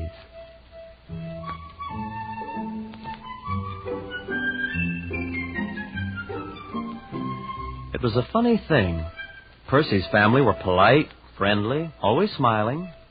And yet all the time I had a feeling that some terrible and golden mystery lay hidden just around the corner. A few days after I'd met Kismine, Percy remarked casually that an unusual event had occurred. A man had escaped from the cage. I didn't know what he meant then. But the next morning I was walking with Percy's father on the grounds of the estate. The slaves' quarters are there, Mr. Unger. Oh. Yes, they're very nice. Well, they're adequate. During one period of my youth, I became absurdly idealistic and allowed them to live in luxury. I even equipped their rooms with tile baths. I suppose they use the bathtubs to keep coal in. Mr. Schlitzer Murphy told me I should once... imagine the opinions of Mr. Schlitzer Murphy are of little importance. They did not use the tubs for coal. They bathed in them. Unfortunately, several caught cold and died. So, of course, I had the baths removed.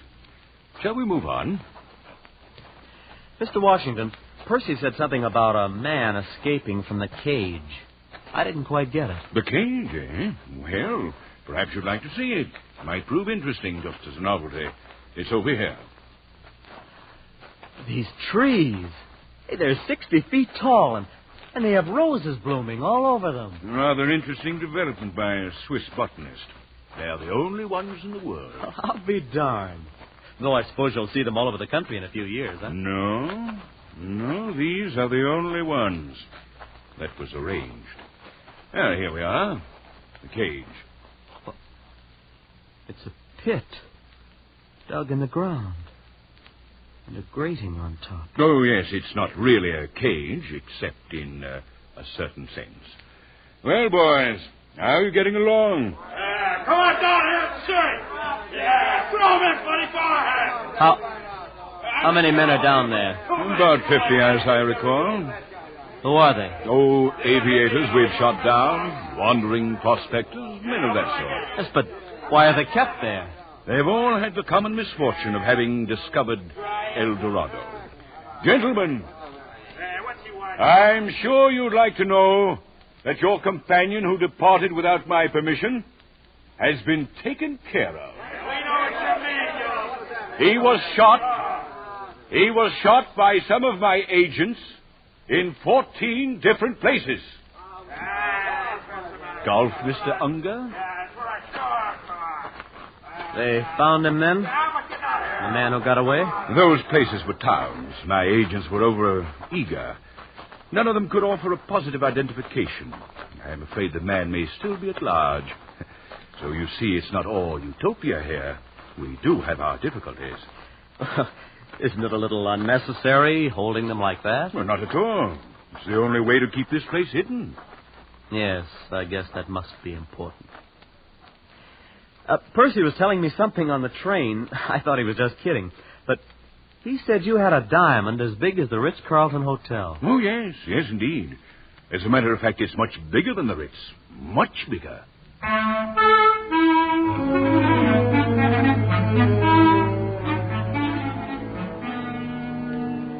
Well, summer went on, and I was more and more in love with Kismine. Oh, she was priceless, exquisite, like no other girl in the world. After a couple of weeks, I kissed her, of course, and I was really in love for the first time. Oh, I should have known. I should have put two and two together when Percy's father showed me the cage. But I didn't until one morning late in the summer, I'd slipped off with Kismine to the rose garden. Kismine, I think we ought to elope. Oh, I don't know. It would be much nicer to be married here.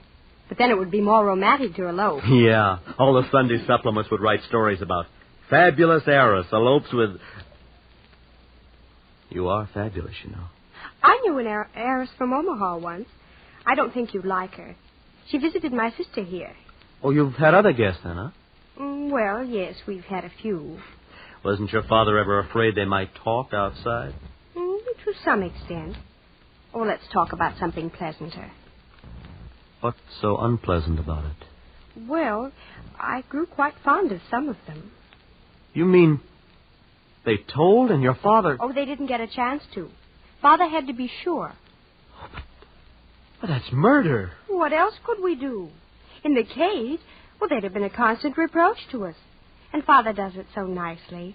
They're always drugged in their sleep, and then we tell their families they died of scarlet fever in Butte. I'm not sure how that affects the statistics there. Of all the horrible... Oh, it is not. After all, it'd be terribly boring here without ever having anybody. Why, Father and Mother have sacrificed some of their best friends. Well, you're no better than the... Well, then, that's what they plan to do with me. Oh, couldn't you forget it? And be nice to me until you're put away. It's only for 2 or 3 weeks. You'd go on this way, kissing, talking about love, when you know I'm not much better than a corpse? You're not a corpse. You're not.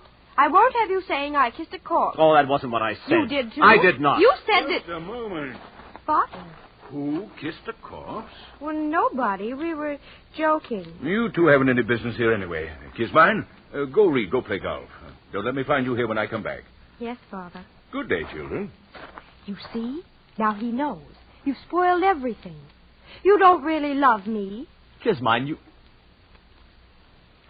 Look, tell me, what's the reason for all this secrecy?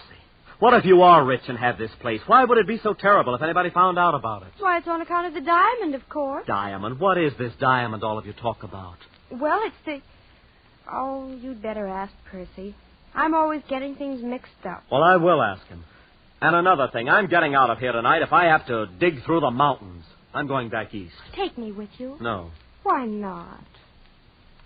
Kismine, dear, your father wouldn't permit it. If you won't take me, I'll go tell him I want to marry you. No, you can't do that. He bumped me off this afternoon. Oh, please take me, darling. We'll be terribly poor and very happy. And I'll cook things for you. Oh, herbs and berries and things. Won't that be fun? You will, won't you, John?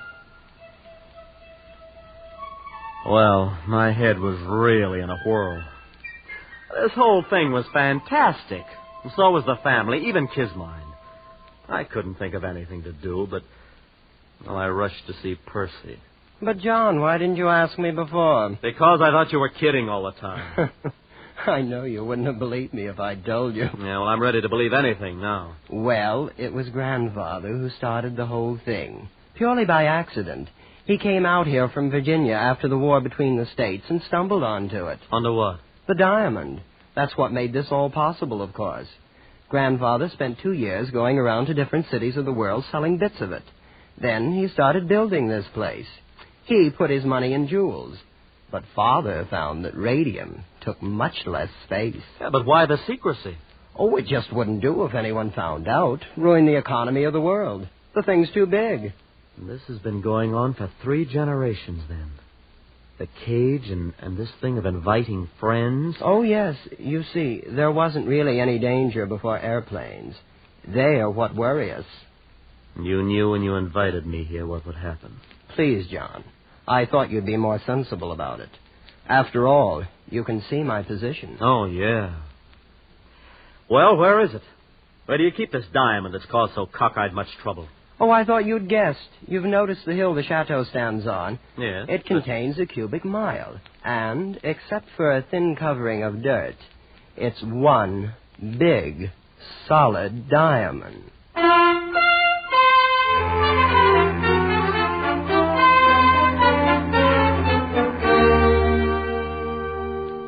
It was nearly midnight. I don't know what woke me, but all of a sudden, I was staring across the patches of moonlight spotting the ermine carpet of my bedroom. Staring at 3 slaves I'd never seen before. They'd just slipped inside the door and stood there, each with a vicious length of shiny copper wire. The official executioners. I lay there on the bed watching them, counting heartbeats, not daring to move, not daring not to move. They didn't know I'd wakened, and they began edging across the room. Come on, all 3 of you. There's no time now for this. All hell's broken loose. Hurry! I took one long, deep breath, the first one in several moments, and then I was out of the bed in an instant, throwing on my clothes and dashing through the long crystal corridor to Kismine's room. Kismine, are you awake? John, over here by the window.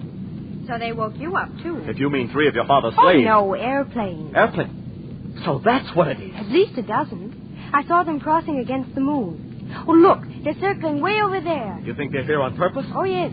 They dropped warnings to Father. It's that man who got away from the cage, you know. Oh, good for him. Yes, wasn't he clever? Well, I think we'll open up on them any second now. Open up? Yes, our anti-aircraft. Oh, this is going to be thrilling. Thrilling? Oh, look, they're in range now.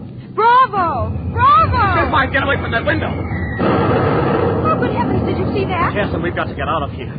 Can't you understand? They'll bomb the chateau next. I know. There's a little grove across on the side of the mountains. We always keep one of the cars there. Oh, we have a nice view of everything. A nice view? Kismine, you don't seem to understand. They mean business.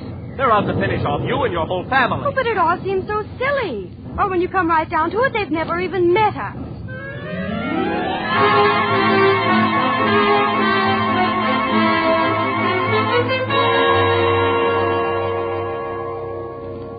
What time is it, John? Is it morning yet? I don't know. I've lost my watch. Seems to be getting lighter, all right. It's quieter, too. Yeah, they've knocked out your father's guns. Every last one of them. Won't be long now. Oh, it seems such a shame. The family put so much work on the place. Everything's always been so pleasant. Yeah. Well, you better get some sleep, Kismine. I'm going to walk down the path a little ways. Oh, you'll come back? Yes, Kismine. I'll come back. At the edge of the wood, I stopped and looked out across the valley toward the wrecked chateau standing on its diamond hill in the center. The bombing had stopped. The planes droned over the far rim of the plateau, seeking some sort of formation. Then, on a little knoll just below me, 3 men appeared suddenly from the underbrush. The first one strode imperiously ahead. The other two bore a heavy burden between them. It was Mr. Washington and two of the slaves. I stepped behind a rock and stood motionless, watching them. All right. This is far enough. We'll stop here. Now, hoist it up. Hold it there. Both together. Easy now. There. The burden they held up to the heavens was an immense diamond, cut and polished, catching the first faint rays of the dawn and gleaming like a fragment of the morning star. Now, you out there. You there. I could see no one else anywhere in view. You above there. I want you to understand, this is only a sample. I'll give you 1,000, cut as fine, set in pedestals of platinum. And I'll build you a temple 1,000 feet high, cast of solid gold. And on the top of it, I'll put one diamond 100 feet across, set there forever to catch the rays of your sun. A thought began to dawn on me. I couldn't believe it. I'll letter your name on the temple in emeralds, and I'll see that the whole world worships at its base. All you have to do is make everything the way it was before. Mr. Washington was offering a bribe to God.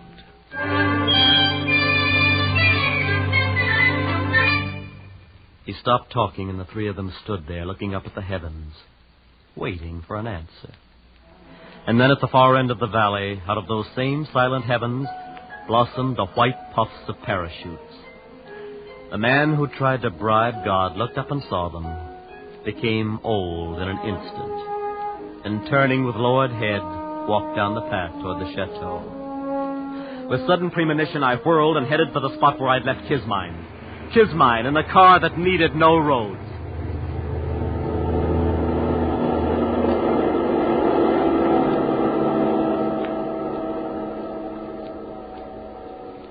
Haven't we gone far enough, John? I suppose.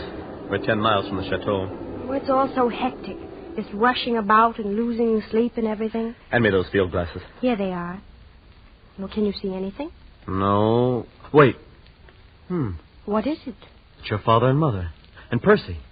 Yes, and the two slaves, still carrying that big diamond. Oh, wait.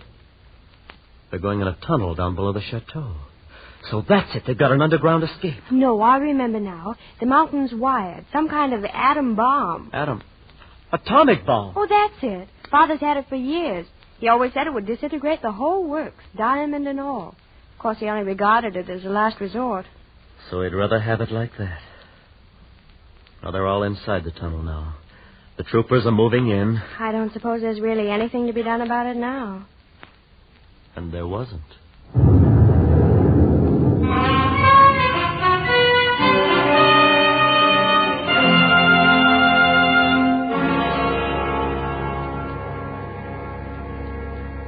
I keep thinking about things the way they were. It was all so pleasant. Oh, I don't suppose it will be ever exactly like that again. Not ever, Kismine. And maybe it never was. Youth's a time for dreaming, and dreams die, too. I'll probably have to take in washing. Oh, but of course we'll be very happy. What will we do, John? Do? Oh, we can love a while underneath the stars. That's a form of divine drunkenness we can all try. And then there may be other diamonds in the world. Who knows? And even though it's a shabby gift, there's always disillusion. Turn up your collar, Kismine, before you catch pneumonia. Let's go to sleep.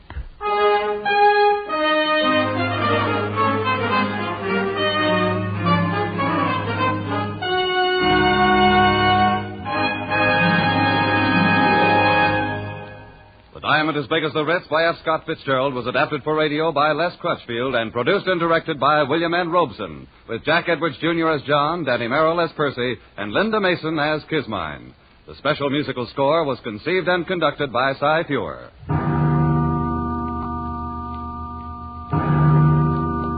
Escape is presented by the Columbia Broadcasting System and its affiliated stations each week at this time. Next week, we invite you to escape to the China Seas with Joseph Conrad in his gripping story of a typhoon. And so, good night until next week at this time, when it will again be time to escape. This is CBS, the Columbia Broadcasting System.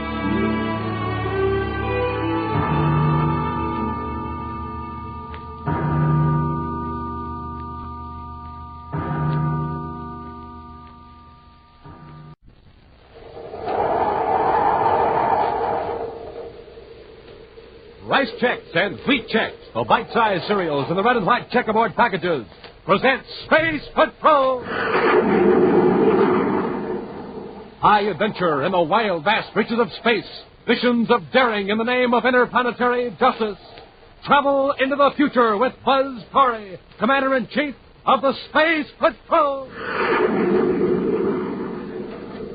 In today's transcribed Space Patrol adventure, Buzz and Happy are in their spacesuits aboard a wrecked spaceship, stranded on a meteor. Through the nose port, they watch an enemy spaceship land. It's Smead's ship, all right, Commander. Have your ray gun ready, Hap. We'll give them a fight. Yes, sir. Yeah, they're shining some sort of light on us. Wow, what a glare. Don't look at it. Some kind of special ray. Drop to the deck. I can still see the light, even with my eyes shut. It's burning into my brain. Fight it, Hap. Keep low. Commander, everything's turning black. We can work our way aft and get some shielding between us and that ray. It's no use, Commander. I can't move. We'll return in just a moment with today's exciting Space Patrol adventure, Invasion from Tiranna.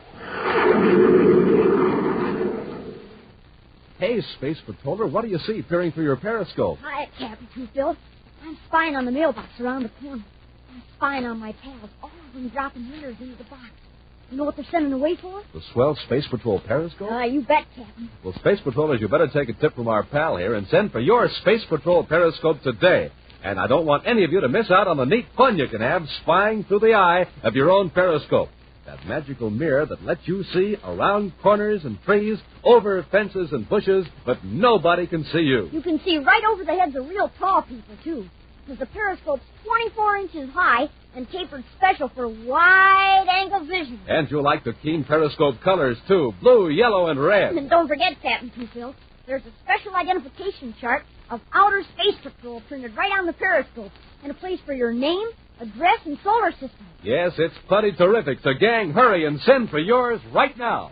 Remember, this is the last time we can offer you the Space Patrol periscope. Send a Rice Chex or Wheat Chex box top, together with your name, address, and 25 cents in coin, to Space Patrol, Box 686, St. Louis, Missouri. Don't forget your 25 cents. That's Space Patrol, Box 686, St. Louis, Missouri. And now, back to our Space Patrol adventure, Invasion from Tiranna. Commander Corey and Cadet Happy are in their Star Drive spaceship, cruising far beyond the orbit of Tiranna 15, outermost planet of a remote solar system in the constellation Pegasus. With their Space Patrol periscope, they're observing Tiranna's preparations for the coming attack upon the United Planets. Right now, the instrument is focused on a vast spaceport near the capital city of Tiranna. Wow. There must be 100 spaceships there, Commander. And all Star Drive jobs from the looks of them. That's just one spaceport. Maybe 10 more on other planets with just as many ships. Well, how are we going to locate them all, sir? It would take months to search all 15 planets with just this one periscope. We can't hope to find out how many ships are going to attack. We'll be lucky if we can find out when the invasion starts. And the only warning we'll get is when we see some of those ships blast off. Then we'll go into Star Drive and return to the United Planets. That means the Space Patrol will get only a few minutes warning.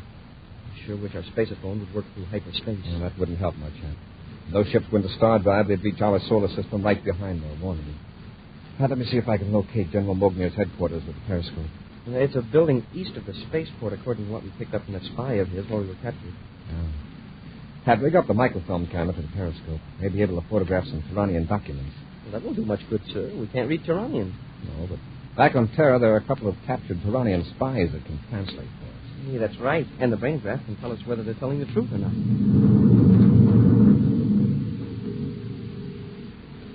Elsewhere, in his headquarters on Tiranna 7, capital planet of the enemy solar system, General Mognier, chief of the Tiranian intelligence section, goes over invasion plans with the spy Kosuri, known to Buzz and Happy as Matthew Smead. I have just received word from Central Command that our task units on 8 other planets are ready for embarkment. Then we are waiting for the unit here on Tiranna 7. Yes, Casora. The ships of the command unit are being loaded with supplies now. Look. Mark this date on the calendar, Casora. This is the date of our attack on the United Planets. Yes, General. And I trust I am being considered for a suitable command in the occupation forces?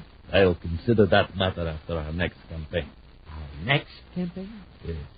After the United Planets are under control, Tiranna will launch an offensive against Varkol. Varkol? Varkol is a star just 8 light years from our system. Its planets are inhabited and developed to a high degree in technology. Why haven't we attacked it before? Because we weren't sure we could conquer it. Latest reports, however, show that the people of Varkol are entirely peaceable. Despite their scientific advancement, they should be easier to defeat than the United Planets. I'll go over our plan in detail.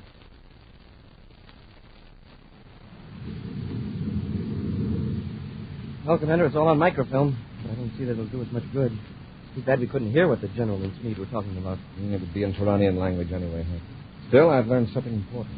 You have, sir? What? In the periscope, you could see a chart of our solar system and a Tirannian calendar. General Mognir pointed to a date 2 days off. Very likely that's the date of the invasion. 2 days? Well, that's more time than we expected. Hey, wait a minute. How do you know that was a calendar? I picked up a little Tirannian during the past few weeks. The spies we captured. Naturally, I can't translate any of their documents, but I know their number system, and I know how they measure time. That was a calendar, all right. And we've got 2 days warning. No, less than that. 1 day on Tiranna 7 is much shorter than a 24-hour period in our solar system time. In fact, it's just a little more than 6 hours. Wow. Then 2 days Tiranna time is about 12 hours in our solar system. Right. But from watching General Mognir at that star chart, we've got a pretty good idea where the attack will originate. Yeah, but he was pointing to some other part of space, a lot nearer to Tiranna than our solar system. I noticed that, Happy. There's a star about 8 light years from Tiranna. If Mognir was talking about it at this time, I'd say it was either an ally of Tiranna or their next victim. Commander, look. Isn't that a spaceship in the viewscope? Yes. Probably a Tirannian patrol ship. It's a long ways off. Not across vector. I don't think they've seen us yet. We'll increase velocity and go into star drive now. Hey, what's that? Get a directional fix in that signal. Yes, sir. Sounds like some sort of automatic code. Yes. Too simple for a message. Could be a warning or a sign that we've been picked up by a Tirannian patrol. I don't think it's coming from that other ship, Commander. It seems to be coming from about 15 degrees off our starboard. Yeah, I think I've got it fixed, sir. That distress signal is originating at 16.5 degrees off our present heading. I'll adjust the viewscope, Pat. Why do you call it a distress signal? Gee, sir, I don't know. It just popped into my head, that's all. You may be right. Look at the starboard viewscope. It's a meteor. Yes, look what's on it. Spaceship. A Tirannian ship must have cracked up. And their spaceophone is sending out an automatic signal. Could be. Take a look at that ship. Doesn't look like any Tirannian spacecraft I've seen. It sure doesn't. And there are probably a lot of planetary-type ships in the Tirannian system. Yeah. And that ship way back there at our rear. It's probably coming to rescue him. Maybe. That ship is on our vector, not the meteor's. Well, anyway, it's no problem of ours, is it, sir? I mean, even if we were perfectly safe, this isn't our solar system. No, it isn't. That ship on the meteor, I don't know why, but I'd swear it isn't a Tirannian ship. Well, after all, if we tried to help, we'd probably be captured. And our first duty is to alert the United Planets about the attack. Isn't that right, sir? Sure, Hap, that's fine. Well, even if it only took a few minutes, it's still too big a risk. Poor fellow. All alone on a meteor and in a strange solar system. You know he's all alone. In fact, how do you know anyone's alive after that crash? Obviously, it's an automatic signal. Yeah, that's right. But somehow I get the impression that... Well, we're pretty near up to star drive velocity, aren't we, Commander? Get 2 spacesuits out of the locker, Happy. 2 spacesuits? We'll need them when we land on that meteor on the double, Hap. Yes, sir, Commander. After rapidly decelerating, Buzz changes vector and heads for the meteor. A few moments later, the star-dried ship lands on a barren lump of rock near a damaged spaceship of strange design. In their spacesuits, Buzz and Happy are approaching the wreck. There's no sign of life, sir. No. It's funny about that signal. Cut out just as we changed vector and headed for the meteor. The ship's pretty badly damaged, Commander. There's a big hole in the hull. If anyone's in there, they'd better be wearing a spacesuit. Yeah. I don't see that other ship. Say, maybe they lost us when we changed vector. I hope so. All right, Hap, let's see if we can get the hatch open. Yes, sir. I hope it doesn't lock from inside. There.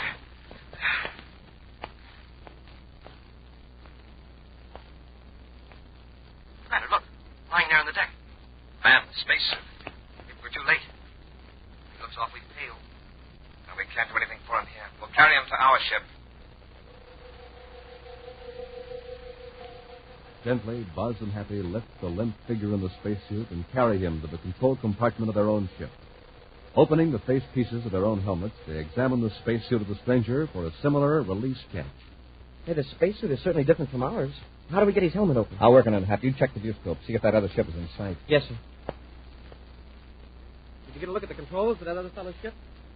He sure isn't from Tiranna. No, and he sure picked a bad part of the galaxy to get wrecked in. Yeah, I'm getting it, Hap. I hope he breathes the same kind of air we do. If he doesn't, he's no worse off than he was in his own ship. Commander, we're on a spot. There's a ship heading straight for this meteor. Just a periscope, Hap. Focus it inside that ship. Hurry. Yes, sir. Yeah, I've got the helmet open. He's alive. His eyes are opening. Thank you. Thank you. Smoking rockets. He speaks English. He's in pretty bad shape. I take care of him. You stand by to blast off. And to fire space torpedoes at that ship. Yes, sir. Please, listen to me. I'm hurt. There's a medicine kit in the ship. I must have it or I'm finished. Commander, I've got the periscope focused inside that ship. And guess who's at the controls? Smead? Right. And General Mogner. Medicine in my ship. Get it, please. Hey, Commander, Smead isn't close enough to use his null ray on us. If we blast off now, we can keep the meteor between us and that ship until we get up velocity again. Oh, no. If Smead turns that on us, we're helpless. He's nearly within range, sir. Shall I blast off? Medicine kit. Please. He's nearly done for. Smead's reaching for the null ray control, sir. What are we going to do? I'm going to save this man's life. Get the medicine kit.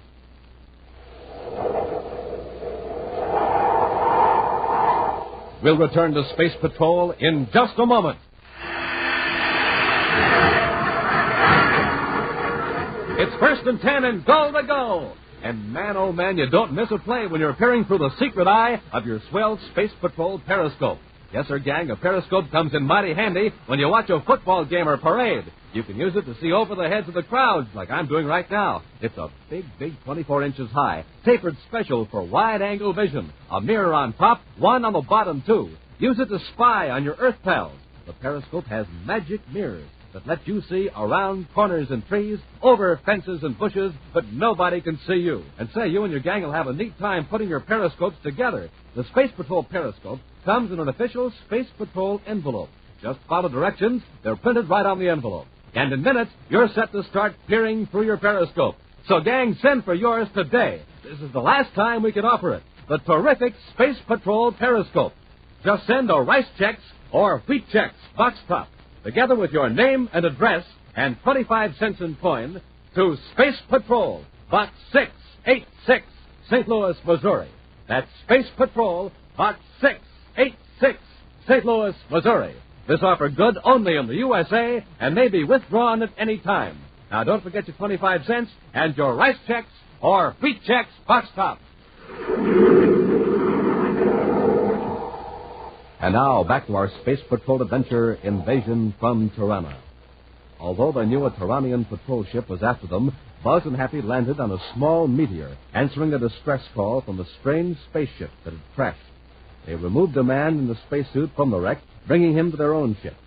To their surprise, the rescued man speaks English. Seriously injured, he begged them to bring a medicine kit from his ship. But unless Buzz and Happy blast off quickly, they'll soon be within range of the null ray of a Tirannian patrol ship now rushing toward the meteor. In the patrol ship, the spy Matthew Smead grins triumphantly as the meteor grows larger in the viewscope screen and the images of the two ships are outlined against the dark, jagged rock. We've got Corey this time, General Mogner. He's within the range of the null ray, and he's helpless. Why did he land on that meteor in the first place? He would have escaped into star drive in another few minutes. Obviously, he was investigating that other ship. But that other ship isn't one of United Planet's ships. And it isn't one of ours. If that isn't one of our ships on the Meteor. Where is that from? I was just examining it, Casori. And I do believe we're doubly in luck. That wrecked ship is from Barco. Barco? Our next target for conquest. Are you sure? Not possible. I haven't briefed myself yet on the characteristics of Barco's ships. But it keeps the general description. But I thought the ships from Barco stayed close to their home planet. Perhaps it's a spy ship. If so, it has met with the fate it deserves. However, this will give us a chance to study Barco's equipment. Yes, Kasorik, we've netted a double prize this trip. Cory and the ship from Barco. As the Tyrannian ship approaches closer to the Meteor, Commander Cory does his best to make his injured guest comfortable, while waiting for Happy to return with the medicine kit from the wrecked ship. I got it, Commander. Open the kit, Happy. Hold it so we can see the contents. Now raise your head a bit. There, can you see the medicine? Yes. Yes, thank you. It's that blue container. He's sure weak. He can hardly lift his hand. Heavy spacer isn't helping much. Yeah. This container, you mean? Yes. Open it. Put one capsule to my lips. Hurry, please. But it's slipping fast. Here, my friend. You want some water with it? No, just a capsule. Thank you. I'll be all right in a moment. You just relax. We've got other business to attend to. You're sure right, sir. The ship's getting closer every second. Come on, Hap. Let's fire a space torpedo. It's not too late. Line up the target. I'm on target, Commander. Okay, Hap. Fire one. Hey, we're too late. Smeed must have used the null ray on us. We tried blasting off. If only our rockets will fire. Dead. Completely dead. May I help you, my friends? Wow, that was a quick recovery. He's walking. Yes, I'm all right now, thanks to you. Perhaps I should introduce myself. My name is Omar. I'm glad to know you, Omar. I'm Buzz Cory, and this is Cadet Hackney. And right now, we're in a tight jam. Tight jam? Oh, you mean a dangerous situation? Yeah, that's it, Omar.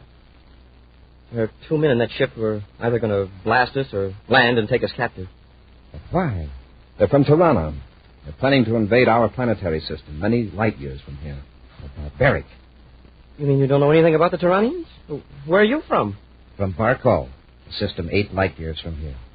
How does it happen you know our language? My mind is sensitive to your minds. How do you happen to be in the Tyrannian system? It was an accident. And it was only by a superhuman effort that I averted a fatal crash on that meteor. And if you hadn't come to help me... Iranian Agent Kasurik calling Commander Cory. Prepare to surrender, Cory. It's Smeed. Answer me, Cory. This is Agent Kasurik, your old friend Matthew Smeed. Acknowledge and I'll give you General Mognier's orders. I read you, Smeed. For your information, I'm not interested in General Mognier's orders. There is nothing you can do about it now, Cory. We will land on a meteor and take you with us. And I warn you, any attempt to resist may prove fatal. Sorry, out. See what we mean, Omar? And you stopped to help me, knowing you were in danger from this man? Well, it looks like our help didn't accomplish much. Might as well warn you, Omar, we're going to fight. When Smeed and General Mognier land, this ship isn't going to be a very safe place for you. There's something else. I can't be sure, but I think your own planetary system is next on Tiranna's list for conquest. But Barkal has done nothing to the Tyrannians? Well, a lot that has to do with it. We didn't do anything to them either. Come with me to my ship. Your ship's wrecked. Still, if you've got weapons aboard, we can make a stand there. There isn't much time. Hurry. All right, Omar. Adjust your face piece, Happen. Let's go. In the damaged, airless hull of Omar's ship, the 3 men wearing spacesuits look through the nose port as the Tyrannian ship approaches the meteor. Won't be long now, Omar. Let's have a look at those weapons and show us how to use them. I have no weapons aboard, Commander. What? Excuse me, my friends. There is a matter I must attend to. Gee, Commander, maybe you and I ought to go back to our ship. No, Smeed and General Mognier will probably assume we're there. Maybe that'll give us a chance to take them by surprise. Omar, what good is that spacephone going to do? Hey, it'll take that signal 8 years to reach Barco. Maybe Omar's spacephone works through hyperspace, Ham. Well, even so, Smeed and the General can finish us before a Barco ship could get here. And from the way Omar talks, well, they couldn't fight one Tyrannian ship, let alone a whole fleet. There's Smeed's ship. It's up to us, Ham. What do we do? Wait till they get out of their ship and use the ray guns on them? It's the only thing we can do. They'll probably try to surprise us in our ship by entering through the cargo hatch. Yeah, that'll be it, Rick. We can trap them inside. Yeah. One of us can guard the cargo hatch and the other one the main hatch. What's holding them up? I know. They probably picked up Omra's signal. And they know that we're in here. Omra, could you cut off that transmitter? All right, Commander. What were you trying to do, Omra? Contact... Hey, look. They're up to something.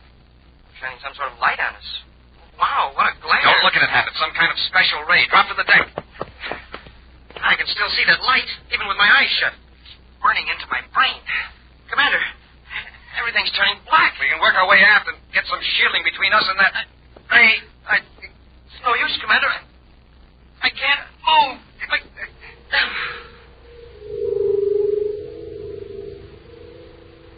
Under the effects of the mysterious ray, numbness creeps over the two space patrollers in Omra. Then complete oblivion. The next thing Buzz and Happy are aware of is a rotating, rushing sound and a painful throbbing in their heads. All is blackness, except for a few pinpoints of light. The points become blurs, and then suddenly come into focus. Happy turns and finds Buzz lying beside him. Commander, can you hear me? Yes, Happy. We're in a ship, and we're spaceborne. It's our own star drive ship. We're alone in the control compartment. Oh, I never expected to wake up alive after that ray. I wonder how we got here. Maybe Omra had something to do with it.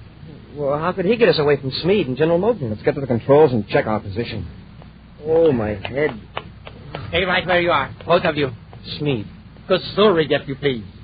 And you remember General Mogner? Yes, I remember. And it's no pleasure. It will be even less pleasure before long, Cadet. You were right, Commander, about Barkall. Omra, they took you along, too, I see. Yes, Corey. I want to thank you for saving Omra's life.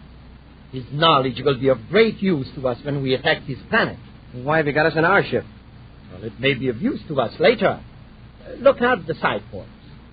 Wow, a whole fleet of ships. Yes. You are now a part of the Tirannian task force. In a moment, the entire fleet will go into star drive simultaneously and emerge near the United Planet. Then we must have been unconscious for several hours. Yes, Cadet. You have awakened just in time to watch the destruction of your space patrol defenses. Tiranna, isn't it? But you should actually help Tiranna conquer your United Planet. I am very sorry. Save your sympathy for yourself, Omra. Perhaps after you see what we do to the United Planet, you will persuade the people of Arcol to surrender at once. What do you gain by this violence and conquest? You don't need these other planets for survival? The Tyrannians have a greater destiny we must fulfill. We will not rest until we rule the entire galaxy. And obviously we are fitted for this role. Or we would not succeed as we have. There's the warning signal. The entire fleet is going into star drive. Get to the controls, Kusuri. Yes, General. Now, Corey, you and the cadet are about to have a dramatic experience. In a few moments, you will see your entire United Planet in their last hour of freedom. And then our attack will begin. Go to the star drive. Yes, General. What's the matter, Kusuri? Go into star drive, I say. Something is wrong. This is Corey's ship. Make him fix it. Come on, Corey, fix the star drive. We got to keep up with the rest of the task force. Me, this is your operation. You fix it. Don't argue, Corey. Prepare that star drive. The general of the intelligence section, I've got to be with the rest of the fleet. If you will look through the viewports, General, you will notice that you are with the fleet. What's wrong? The ships are still there. They're still in the rocket drive. Yes, General. At this rate, you should arrive at Commander Corey's solar system in about 3 centuries. 3 centuries? Omra, what are you talking about? Look through the nose port, high above your fleet. Wide open rockets. Look at that ship. What a monster. It's not a Tirannian ship. Where did it come from?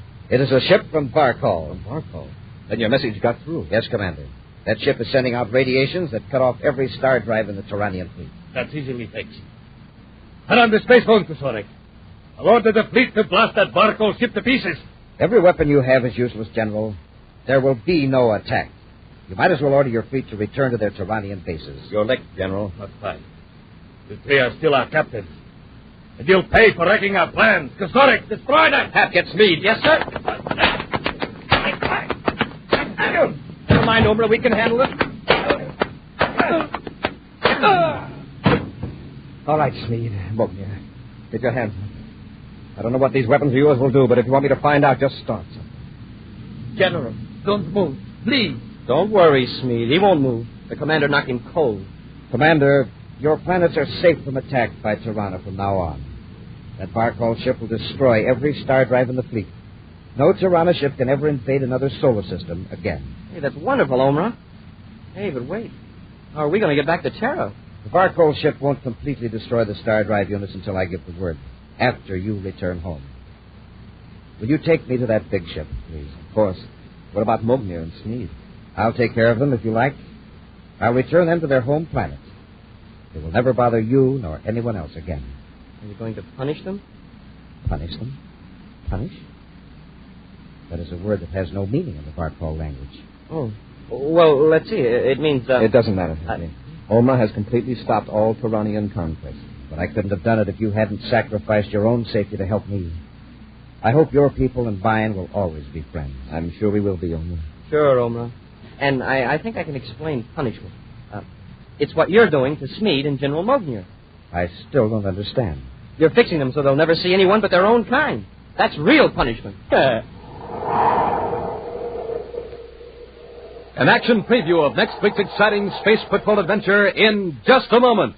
Hey, Hap, what's all the commotion around the Space Patrol bulletin board? It's so crowded I couldn't get up close enough to see. I don't know, Captain. Hey, let's peer through our periscopes. Yeah, right over the heads of the crowd. Good idea. Okay, now, what does it say? Smoking rockets. The message reads, last call for the Space Patrol periscope. Hey, that's right, too. Space Patrollers, this is the last time we can tell you about it. Go ahead, Captain, tell them. A pleasure, Cadet. Gang, this is an honest-to-goodness periscope with magic mirrors. One on top, one on the bottom. Through them, you see around corners and over fences, around trees and over bushes, but nobody can see you. Yes, you see without being seen. And it's big, 24 inches high, tapered special for wide-angle vision. There's a special identification chart printed right on it. Pictures of the citizens of all the major planets. Jumpin' Jupiter, you're going to have lots of fun playing secret space agent or Earth spy with a Space Patrol periscope. But remember, this is the last time that we can make this terrific offer. So, Space Patrollers, right away today, send our rice checks or wheat checks box top, together with your name and address and 25 cents in coin to Space Patrol, Box 686, St. Louis, Missouri. That's Space Patrol, Box 686, St. Louis, Missouri. Don't forget your 25 cents and a rice checks or wheat checks box top. A, B, C, D, E, F, G. Bite-sized checks taste good to me. Bite-sized checks, wheat checks, rice checks. Get your checkerboard cereal today. And now, a preview of next week's exciting Space Patrol adventure. Buzz and Happy have just rescued two men from a damaged space freighter. Right now, in their spacesuits, they're helping the two men through the airlock into their patrol ship. Close the hatch, Hap. Yes, sir. Raise our face pieces now.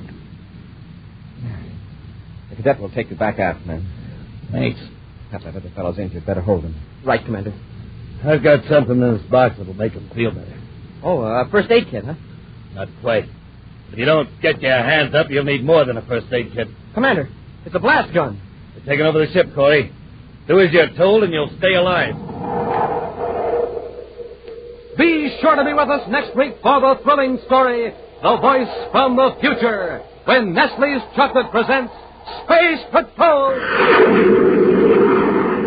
Space Patrol, created by Mike Moser, starring Ed Kemmer as Commander Corey and Lynn Osborne as Cadet Happy, was written by Lou Houston, produced and directed by Larry Robertson, executive producer Helen Moser. Other players were Ken Mayer, Norman Jolly, and Bela Kovach. Dick Tufeld speaking. This program is broadcast to our armed forces overseas through the worldwide facilities of the Armed Forces Radio Service. Space Patrol came to you transcribed from Hollywood. This is ABC Radio Network.